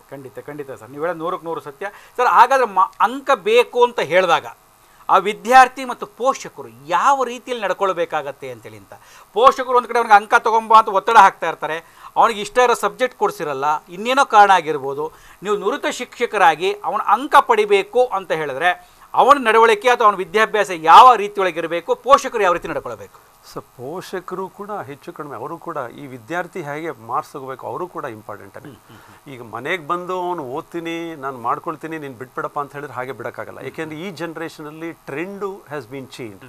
ನೀವು ಮೊದಲಾದರೆ ಯಾರೋ ವಿದ್ಯಾರ್ಥಿ ಹೇಳಿದರೆ ಅವನೇನೋ ಮಾಡ್ಕೊಂಡು ಹೋಗ್ಬಿಡೋನು. ಈಗ ಪರಿಸ್ಥಿತಿ ಆಗಿಲ್ಲ. ಹಲವಾರು ಕಾರಣಗಳಿಂದ ಹಲವಾರು ಡೈವರ್ಷನ್ಸಿಂದ ಅವನು ಆಗುತ್ತಾರೆ. ಹಾಗೆ ಅವ್ರನ್ನ ಹಾಗೆ ಬಿಡೋಕ್ಕೂ ಆಗಲ್ಲ, ಕಟ್ಕೊಳ್ಳೋದು. ಹಾಗೆ ಅಂದರೆ you should be lenient, at the same time you should be strict also. ಮನೆಯಲ್ಲಿ ಅವರೇನು ಓದು ಅಂತ ಹೇಳಲೇಬೇಕು. ಜೊತೆಗೆ ನೀವೆಲ್ಲರೂ ಕೂಡ ಮಾಧ್ಯಮದಲ್ಲಿ ನೋಡ್ತಾ ಇದೀವಿ ನಾವು ಏನೇನಾಗುತ್ತೆ, ತೀರಾ ಸ್ಟ್ರಿಕ್ಟ್ ಮಾಡಿದ್ರೆ ಎಲ್ಲೆಲ್ಲಿಗೆ ಹೋಗುತ್ತೆ, ವಿಕೋಪಕ್ಕೆ ಹೋಗುತ್ತೆ. ಅದು ಹಾಗೆ ಮಾಡಿದ್ರೆ ಅವ್ರನ್ನೂ ಕೂಡ ಜೊತೆಯಲ್ಲಿ ಹೇಳ್ಕೊಂಡು ಅವ್ರಿಗೆ ಗೈಡ್ ಮಾಡಿ ಹೀಗಲ್ಲಪ್ಪ ಅಂತ ಹೀಗೆ ಹೇಳಿ. ಒಂದು ಗುರಿ ಮುಖ್ಯ. ಆ ಗುರಿನ ತಲುಪೋಕ್ಕೆ ನೀನು ಏನು ಮಾಡಬೇಕು ಅದನ್ನು ಮಾಡು. ಕೆಲವರಿಗೆ SLC ಆದಮೇಲೆ ಸರ್ ಈಗ ಬರ್ತಾ ಇದ್ದಾರೆ. ಈಗ ಪ್ರಥಮ PUC ವಿದ್ಯಾರ್ಥಿಗಳಿಗೆ ನಮ್ಮ ಕಾಲೇಜಲ್ಲಿ ಅಡ್ಮಿಷನ್ ಆಗಿರುತ್ತೆ. ಅವ್ರಿಗೆ ಗೊತ್ತಿರಲ್ಲ. ಈಗ ಯಾರೋ ಒಬ್ಬ ವಿದ್ಯಾರ್ಥಿ 90-92% ಅವರಿಗೆ ಹಿ ಹ್ಯಾಸ್ ಡಿಟರ್ಮೈಂಡ್ ಏನು ಮಾಡಬೇಕು ಅಂತ ಅವ್ನು ತೀರ್ಮಾನ ಆಗಿಬಿಟ್ಟಿರುತ್ತೆ, ಅವ್ನಿಗೆ ಗೊತ್ತಾಗಿರುತ್ತೆ. ಆದರೆ ಈ 60-70 ಅಂಕ ಪಡೆದವರಿಗೆ ಏನು ಮಾಡಿ ಗೊಂದಲದಲ್ಲಿ ಇರ್ತಾರೆ. CA ಮಾಡೋಣ ಅಥವಾ ಕಾಮರ್ಸ್ ತಗೊಳ್ಳೋಣ ಅಥವಾ ಸೈನ್ಸ್ ವಿದ್ಯಾರ್ಥಿಗಳು. ಅದನ್ನು ನಾವು ಒಂದು ಪ್ರಾಪರ್ ಗೈಡ್ ಆಗಿ ಹೇಳ್ಕೊಡ್ಬೇಕು. ಈ ಥರ ಮಾಡಿದ್ರೆ ನಾನಂತೂ ಅವ್ರ ವಿದ್ಯಾರ್ಥಿಗಳಿಗೆ ಹೇಳ್ತೀನಿ, ಸೈನ್ಸ್ ತಗೊಂಡ್ರೆ ಎಷ್ಟು ಅವಕಾಶಗಳಿರುತ್ತೆ, ಕಾಮರ್ಸ್ ಬೇಡ ಅಂತ ಹೇಳ್ತಾ ಇಲ್ಲ, ಎಷ್ಟು ಅವಕಾಶಗಳ ಬಗ್ಗೆ ಯೋಚನೆ ಮಾಡಿ. ಇದು ಬಹಳ ಮುಖ್ಯ. ತಂದೆ ತಾಯಿಗಳು ಅದನ್ನು ಕೂಡ ಅವ್ರಿಗೆ ಗೊತ್ತಿರಲ್ಲ ಪಾಪ ಮಕ್ಕಳುಗಳಿಗೆ ನಾವು ಹೇಳ್ಕೊಡ್ಬೇಕು, ಹೀಗೆ ಅವಕಾಶಗಳು ಜಾಸ್ತಿ ಇರುತ್ತೆ, ಇದನ್ನು ತಗೋ. But if you has determine to take that, please don't force. ಅದನ್ನು ಯಾವನೋ ಇಲ್ಲ ನಾನು ಕಾಮರ್ಸೇ ತಗೊಳ್ತೀನಿ ಅಂದರೆ ನಾನು ಯಾವತ್ತೂ ಕೂಡ ಅವ್ರಿಗೇನು ಫೋರ್ಸ್ ಮಾಡಿಲ್ಲ. ಅವ್ರಿಗೆ ಏನು ಬೇಕೋ ಅದನ್ನೇ ತಗೊಳ್ಳಿ. ಆದರೆ ಅವಕಾಶಗಳ ಬಗ್ಗೆ ಹೇಳಿ ಈ ಥರ ಇದೆ ಅಂತ ಅವರಿಗೆ ಒಂದು ಮನವರಿಕೆಯನ್ನು ನಾವು ಮಾಡಿಕೊಡ್ಬೇಕು ತಂದೆ ತಾಯಿ. ಸರ್ ಖಂಡಿತ ನೀವು ಹೇಳೋದು 100% ಸತಿ ಏನಾಗುತ್ತೆ ಅಂದರೆ ವಿದ್ಯಾರ್ಥಿಗಳಿಗೆ ಇನ್ನು ಆರಂಭದ ದೆಸೆ ಆಗಿರೋದನ್ನ ಅವ್ರಿಗೆ ಏನು ಮಾಡಬೇಕು ಅಂತ ಗೊತ್ತಿರೋದಿಲ್ಲ. ಒಂದಷ್ಟು ಮಾಹಿತಿ ಮಾರ್ಗದರ್ಶನದ ಕೊರತೆ ಅವರಿಗಿರುತ್ತೆ. ನೀವು ಮಾಹಿತಿ ಮಾರ್ಗದರ್ಶನ ಎರಡೂ ಕೊಟ್ಟಾಗ ಅವ್ರು ಆ ಕೋರ್ಸ್ ಬೇಡ ಬೇರೆ ತಗೋತಿದ್ದ ಅಪೇಕ್ಷೆ ತೆಗೆದುಕೊಳ್ಳಿ, ಒತ್ತಡ ಬೇಡ ಅಂತಕ್ಕಂಥದ್ದು ನಿಜಕ್ಕೂ ಉತ್ತಮವಾಗಿರ್ತಕ್ಕಂಥ ಸಲಹೆ. ಸರ್ ಈ ಮಧ್ಯೆಯೊಳಗೆ ನೀವು ಇಷ್ಟೆಲ್ಲ ಹಂತವಾಗಿ ಬೆಳ್ಕೊಂಡು ಬರ್ತೀರಿ. ನೀವು ನಿಮ್ಮ ಶಿಕ್ಷಣ ಕ್ಷೇತ್ರಕ್ಕೆ ಸಾಧನೆಯನ್ನು ಮಾಡ್ತೀರಿ. ಇವತ್ತೆಲ್ಲ ಪ್ರಾಂಶುಪಾಲರಾಗಿ ಸೇವೆಯನ್ನು ಸಲ್ಲಿಸ್ತಾ ಇದ್ದೀರಿ. ಕೆಂಗೇರಿ ಉಪನಗರದ ಶೇಷಾದ್ರಿಪುರಮ್ಮ ಪದವಿ ಪೂರ್ವ ಕಾಲೇಜನ್ನು ಅತ್ಯಂತ ಅರ್ಥಪೂರ್ಣವಾಗಿ ಶಿಸ್ತುಬದ್ಧ ಕಾಲೇಜನ್ನಾಗಿ ಪರಿವರ್ತಿಸಿದ್ರಿ ಅಂತಿದ್ರೆ ಬಹುಶಃ ತಪ್ಪಲ್ಲ. ಅದು ನನ್ನ ಮಾತಲ್ಲ, ಅಲ್ಲಿಯ ನಾಗರಿಕರ ಪೋಷಕರ ಮಾತು. ಅದಕ್ಕೆ ನಿಮ್ಗೆ ಮತ್ತೊಮ್ಮೆ ನಾನು ಅಭಿನಂದನೆಯನ್ನು ಸಲ್ಲಿಸ್ತೀನಿ. ಧನ್ಯವಾದಗಳು. ಆ ಕಾಲೇಜಿನೊಳಗೆ ಸಾಕಷ್ಟು ಕೆಲಸಗಳನ್ನು ನೀವು ಮಾಡ್ತಾ ಇದ್ದೀರಿ, ನೀವು ಸೇವೆಯನ್ನು ಸಲ್ಲಿಸ್ತಾ ಇದ್ದೀರಿ. ಇದಕ್ಕೆ ಸಹಜವಾಗಿ ನಿಮ್ಮ ಮನೆಯ ಸಹಕಾರವಿದ್ರೆ ಈ ಮಟ್ಟಕ್ಕೆ ಬೆಳೀಲಿಕ್ಕೆ ಸಾಧ್ಯ. 100ಕ್ಕೆ 100. ಹಾಗಾಗಿ ಸಹಜ ನಮ್ಗೆ ಏನಾಗುತ್ತೆ, ನೀವು ಸಾಧನೆ ಮಾಡಿದಿರಿ ಅಂತ ನಿಮ್ಮ ಸಂದರ್ಶನವನ್ನು ಮಾಡಿಬಿಡ್ತೇವೆ, ಆದರೆ ನಿಮ್ಮ ಮನೆಯ ಪರಿಚಯವನ್ನು ನಾವು ಮಾಡ್ಕೊಳ್ಳಿಕ್ಕೆ ಸಾಧ್ಯತೆ ಇರಲ್ಲ. ಹಾಗಾಗಿ ನಿಮ್ಮ ಮನೆಯ ಪರಿಚಯವನ್ನು ಒಂದು ನಮ್ಮ ವೀಕ್ಷಕರಿಗೆ ಕಡೆದಾಗ ಮಾಡಿಕೊಡಿ. ಖಂಡಿತ ಸರ್. ನಾನು ನನ್ನ ಶ್ರೀಮತಿಯವರು ಡಾಕ್ಟರ್ ಶಾಂಭವಿ ಅಂತ, ಅವರು ಕೂಡ ಕನ್ನಡ ಪ್ರೊಫೆಸರು, ಗೌರ್ಮೆಂಟ್ ಶಾಲೆ ಹೋಮ್ ಸೈನ್ಸ್ ಕಾಲೇಜಲ್ಲಿ ಪ್ರೊಫೆಸರಾಗಿ ಕೆಲಸ ಮಾಡ್ತಾ ಇದ್ದಾರೆ. ನನ್ನ ಮಗ ಇವಾಗ BCA ಮಾಡ್ತಾ ಇದ್ದಾನೆ ಜೈನ್ ಯೂನಿವರ್ಸಿಟಿನಲ್ಲಿ. ಈಗ ನಾನು ಬನಶಂಕರಿ ಸೆಕೆಂಡ್ ಸ್ಟೇಜಲ್ಲಿ ಅಲ್ಲಿ ವಾಸ ಇದ್ದೇನೆ.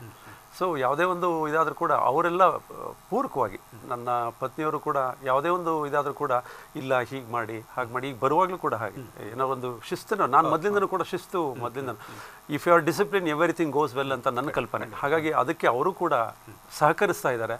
ಅದು ನನಗೆ ಉತ್ತಮವಾಗಿ ಬೆಳಲಿಕ್ಕೆ ಅನುಕೂಲ ಆಗಿದೆ ಸರ್. ಖಂಡಿತ ನೀವು ಹೇಳಿದಾಗೆ ಮನೆಯ ಸಹಕಾರ ಇದ್ದರೆ ನಾವು ಏನು ಬೇಕಾದ್ರೂ ಯಶಸ್ಸನ್ನು ಪಡಿಬೋದು ಅಂತೇಳಿ ಅಂತ ನೀವು ಸರ್ ನಮ್ಮ ಜೊತೆ ಇಷ್ಟೊತ್ತು ಕುಳಿತು ನಿಮ್ಮ ಸಾಧನೆಯ ಜೊತೆಗೆ ವಿದ್ಯಾರ್ಥಿಗಳು ಯಾವ ರೀತಿಯೊಳಗೆ ತಾವು ಅತಿ ಹೆಚ್ಚು ಅಂಕವನ್ನು ಪಡೆಯೋದಕ್ಕೆ ಅನುಕೂಲವಾಗಬೇಕು ಅಂತಕ್ಕಂಥ ಎಲ್ಲ ವಿಚಾರಗಳನ್ನು ಕೂಡ ತಿಳಿಸ್ಕೊಟ್ಟಿದ್ದಾರೆ. ಇವತ್ತು ಅಂಕ ಒಂದೇ ಮಾನದಂಡ ಅಲ್ಲದೆ ಹೋದರೂ ಕೂಡ ಅಂಕವೂ ಕೂಡ ಅತ್ಯಂತ ಮುಖ್ಯವಾಗಿರ್ತಕ್ಕಂಥದ್ದು ಅನ್ನುವಂಥದ್ದು. ಆ ಅಂಕವನ್ನು ಪಡೆಯೋದಕ್ಕೆ ಏನು ಮಾಡಬೇಕು, ಮುಂದಿನ ವಿದ್ಯಾಭ್ಯಾಸದ ದೆಸೆಗಳೇನು, ಗುರಿ ಹೇಗೆ ತಲುಪಬೇಕು, ಗುರು ಹೇಗಿರಬೇಕು, ಎಲ್ಲ ಸಮಗ್ರವಾಗಿರ್ತಕ್ಕಂಥ ಚಿತ್ರಣವನ್ನು ಕೊಟ್ಟಿದ್ದೀರಿ. 15ಕ್ಕೂ ಹೆಚ್ಚು ಬಾರಿ ಉತ್ತಮ ಶಿಕ್ಷಕ ಪ್ರಶಸ್ತಿಯನ್ನು ಪಡೆದರೂ ಕೂಡ ಆ ಪ್ರಶಸ್ತಿ ಬಂದಿದೆ ಅಂತ ಬಹಳ ಸುಲಭವಾಗಿ ಅಷ್ಟನ್ನೇ ಸ್ವೀಕಾರವನ್ನು ಮಾಡಿ ನಿಮ್ಮ ಸೇವೆಯನ್ನು ಮುಂದುವರಿಸ್ತಾ ಇದ್ದೀರಿ. ನಮ್ಮ ಜೊತೆ ಇಷ್ಟೊತ್ತು ಕುಳಿತು ನೀವು ಮಾತನಾಡೋದಕ್ಕೆ ನಿಮಗೆ ತುಂಬ ಹೃದಯದ ಧನ್ಯವಾದಗಳು. ಧನ್ಯವಾದಗಳು ಸರ್. ಹಾಗೆಯೇ ಇಂಚರ ಟಿವಿಯ ಎಲ್ಲ ಸಿಬ್ಬಂದಿ ವರ್ಗದವರಿಗೆ, ಪರ್ಟಿಕ್ಯುಲರ್ಲಿ ನಾನು ಸುಧೀಂದ್ರ ಅವರಿಗೆ, ನನ್ನನ್ನು ಇತ್ತೀಚೆಗಷ್ಟೇ ನನಗೆ ಪರಿಚಯ ಆಯಿತು. ಬಹಳ ಒಳ್ಳೆ ವ್ಯಕ್ತಿ. ಈ ಕೆಂಗೇರಿ ಉಪನಗರದಲ್ಲಿ ಬಹಳ, ಈಗ ನನಗೆ ಅಷ್ಟೊಂದು ಪರಿಚಯ ಆಗಿರಲಿಲ್ಲ ಅವ್ರದ್ದು. ಅವರು ಬೆಳೆದಿದ್ದನ್ನು ಈ ಕಾರಲ್ಲಿ ಬರುವಾಗ ಹೇಳ್ಕೊಂಬಂದರು. ನನಗೆ ಬಹಳ ಖುಷಿ ಆಯಿತು. ನೀವು ಇನ್ನೂ ಕೂಡ ಈ ಇಂಚರ ವಾಹಿನಿ ಉತ್ತಮವಾಗಿ ಬೆಳೀಲಿ. Because you know that it is competition is too much everywhere. So ಅದೇ ಥರ ನಿಮ್ಮ ಇಂಚರ 3ನೇ ವರ್ಷಕ್ಕೆ ಕಾಲಿಟ್ಟಿದೆ. ಇನ್ನೂ ಉತ್ತಮವಾಗಿ ನಿರ್ಭಯವಾಗಿ ನೀವು ಕೂಡ, ನಾನು ಕೇಳಿದ ಮಟ್ಟಿಗೆ ನಾನ್ ಕರಪ್ಟ್ ಅದೇನೋ ಅಂತಿರಲ್ಲ, ಬಹಳ ಕ್ಲೀನ್ ಹ್ಯಾಂಡ್ ಅಂತ ನಾನು ಕೇಳ್ಕೊಂಬಂದಿದ್ದೀನಿ. ಅದೇ ಥರ ಉತ್ತಮವಾಗಿ ನೀವು ಬೆಳೀಲಿ ಅಂತ ಆಶಿಸ್ತಾ ನಿಮ್ಮಲ್ಲಿ ಬೇಡ್ಕೊಳ್ತೀನಿ. ನಮಸ್ಕಾರ ಸರ್. ವೀಕ್ಷಕರೇ, ಡಾಕ್ಟರ್ R.D. ಸತೀಶ್ ಅವ್ರ ಜೊತೆ ನಾವು ಇಷ್ಟೊತ್ತು ಮಾತನಾಡಿದ್ವಿ. ಅವ್ರು ಹೇಳಿರ್ತಕ್ಕಂಥ ಒಂದೊಂದು ವಿಚಾರವೂ ಕೂಡ ನಾವು ಅರ್ಥ ಮಾಡ್ಕೋಬೇಕು, ಮನನವನ್ನು ಮಾಡ್ಕೋಬೇಕು. ಅವರೊಂದು ಮಾತನ್ನು ಹೇಳಿದ್ರು, ನಾವು ಬೆಳೆದು ಬಂದ ದಾರಿಯ ಬಗ್ಗೆ ಒಮ್ಮೆ ಸಿಂಹಾವಲೋಕನವೂ ಆಗಬೇಕು, ಆತ್ಮಾವಲೋಕನವೂ ಆಗಬೇಕು, ಆಗ ಯಶಸ್ವಿ ಆಗುತ್ತೆ ಅಂತಕ್ಕಂಥದ್ದು. ಅವರು ಬೆಳೆದು ಬಂದಿರತಕ್ಕಂಥ ಶಾಲೆಯ ಅಭಿವೃದ್ಧಿಗೂ ಕೂಡ ಅಲ್ಲಿ ಎಲ್ಲಿ ವಿದ್ಯಾಭ್ಯಾಸ ಮಾಡಿದ್ದೆ ಆ ಶಾಲೆಯನ್ನು ದತ್ತು ತೆಗೆದುಕೊಳ್ಳುವಂಥ ಸಹೃದಯತೆ, ಅಲ್ಲಿರುವ ಮಕ್ಕಳಿಗೆ ಸಹಕಾರವನ್ನು ಕೊಡುವಂಥ ಸಹೃದಯತೆ, CETಯಲ್ಲಿ ಉಚಿತ ಶಿಕ್ಷಣ, ಈ ರೀತಿಯ ಆಲೋಚನೆಗಳನ್ನು ಇಟ್ಟುಕೊಂಡು ಅತ್ಯುತ್ತಮವಾಗಿರ್ತಕ್ಕಂಥ ಕೆಲಸವನ್ನು ಮಾಡ್ತಿರ್ತಕ್ಕಂಥ ಉತ್ತಮ ಶಿಕ್ಷಕರು ಪ್ರಸ್ತುತ ಶೇಷಾದ್ರಿಪುರಂ ಕಾಲೇಜು ಕೆಂಗೇರಿ ಉಪನಗರದಲ್ಲಿ ಪ್ರಾಂಶುಪಾಲರಿಗೆ ಏನು ಸೇವೆಯನ್ನು ಸಲ್ಲಿಸ್ತಿದ್ದಾರೆ, ಅವರ ಮಾತುಗಳನ್ನು ನಾವೆಲ್ಲರೂ ಅಳವಡಿಸ್ಕೊಳ್ಳೋಣ, ಉತ್ತಮ ನಾಗರಿಕರಾಗಿ ಬೆಳೆಯೋಣ ಅಂತ ಹೇಳ್ತಾ ಮತ್ತೆ ಮುಂದಿನ ಶನಿವಾರ ಇನ್ನೊಬ್ಬ ಅತಿಥಿಯೊಂದಿಗೆ ಭೇಟಿಯಾಗೋಣ. ನಮಸ್ಕಾರ. ಅಪರೂಪದ ಸಾಧಕರ ಸಂದರ್ಶನ, ಆ ಸಾಧಕರ ಸಾಧನೆಯ ಅನಾವರಣ, ಭವಿಷ್ಯವನ್ನೇ ಬದಲಾಯಿಸಿಕೊಂಡವರು ನಡೆದು ಬಂದ ದಾರಿ.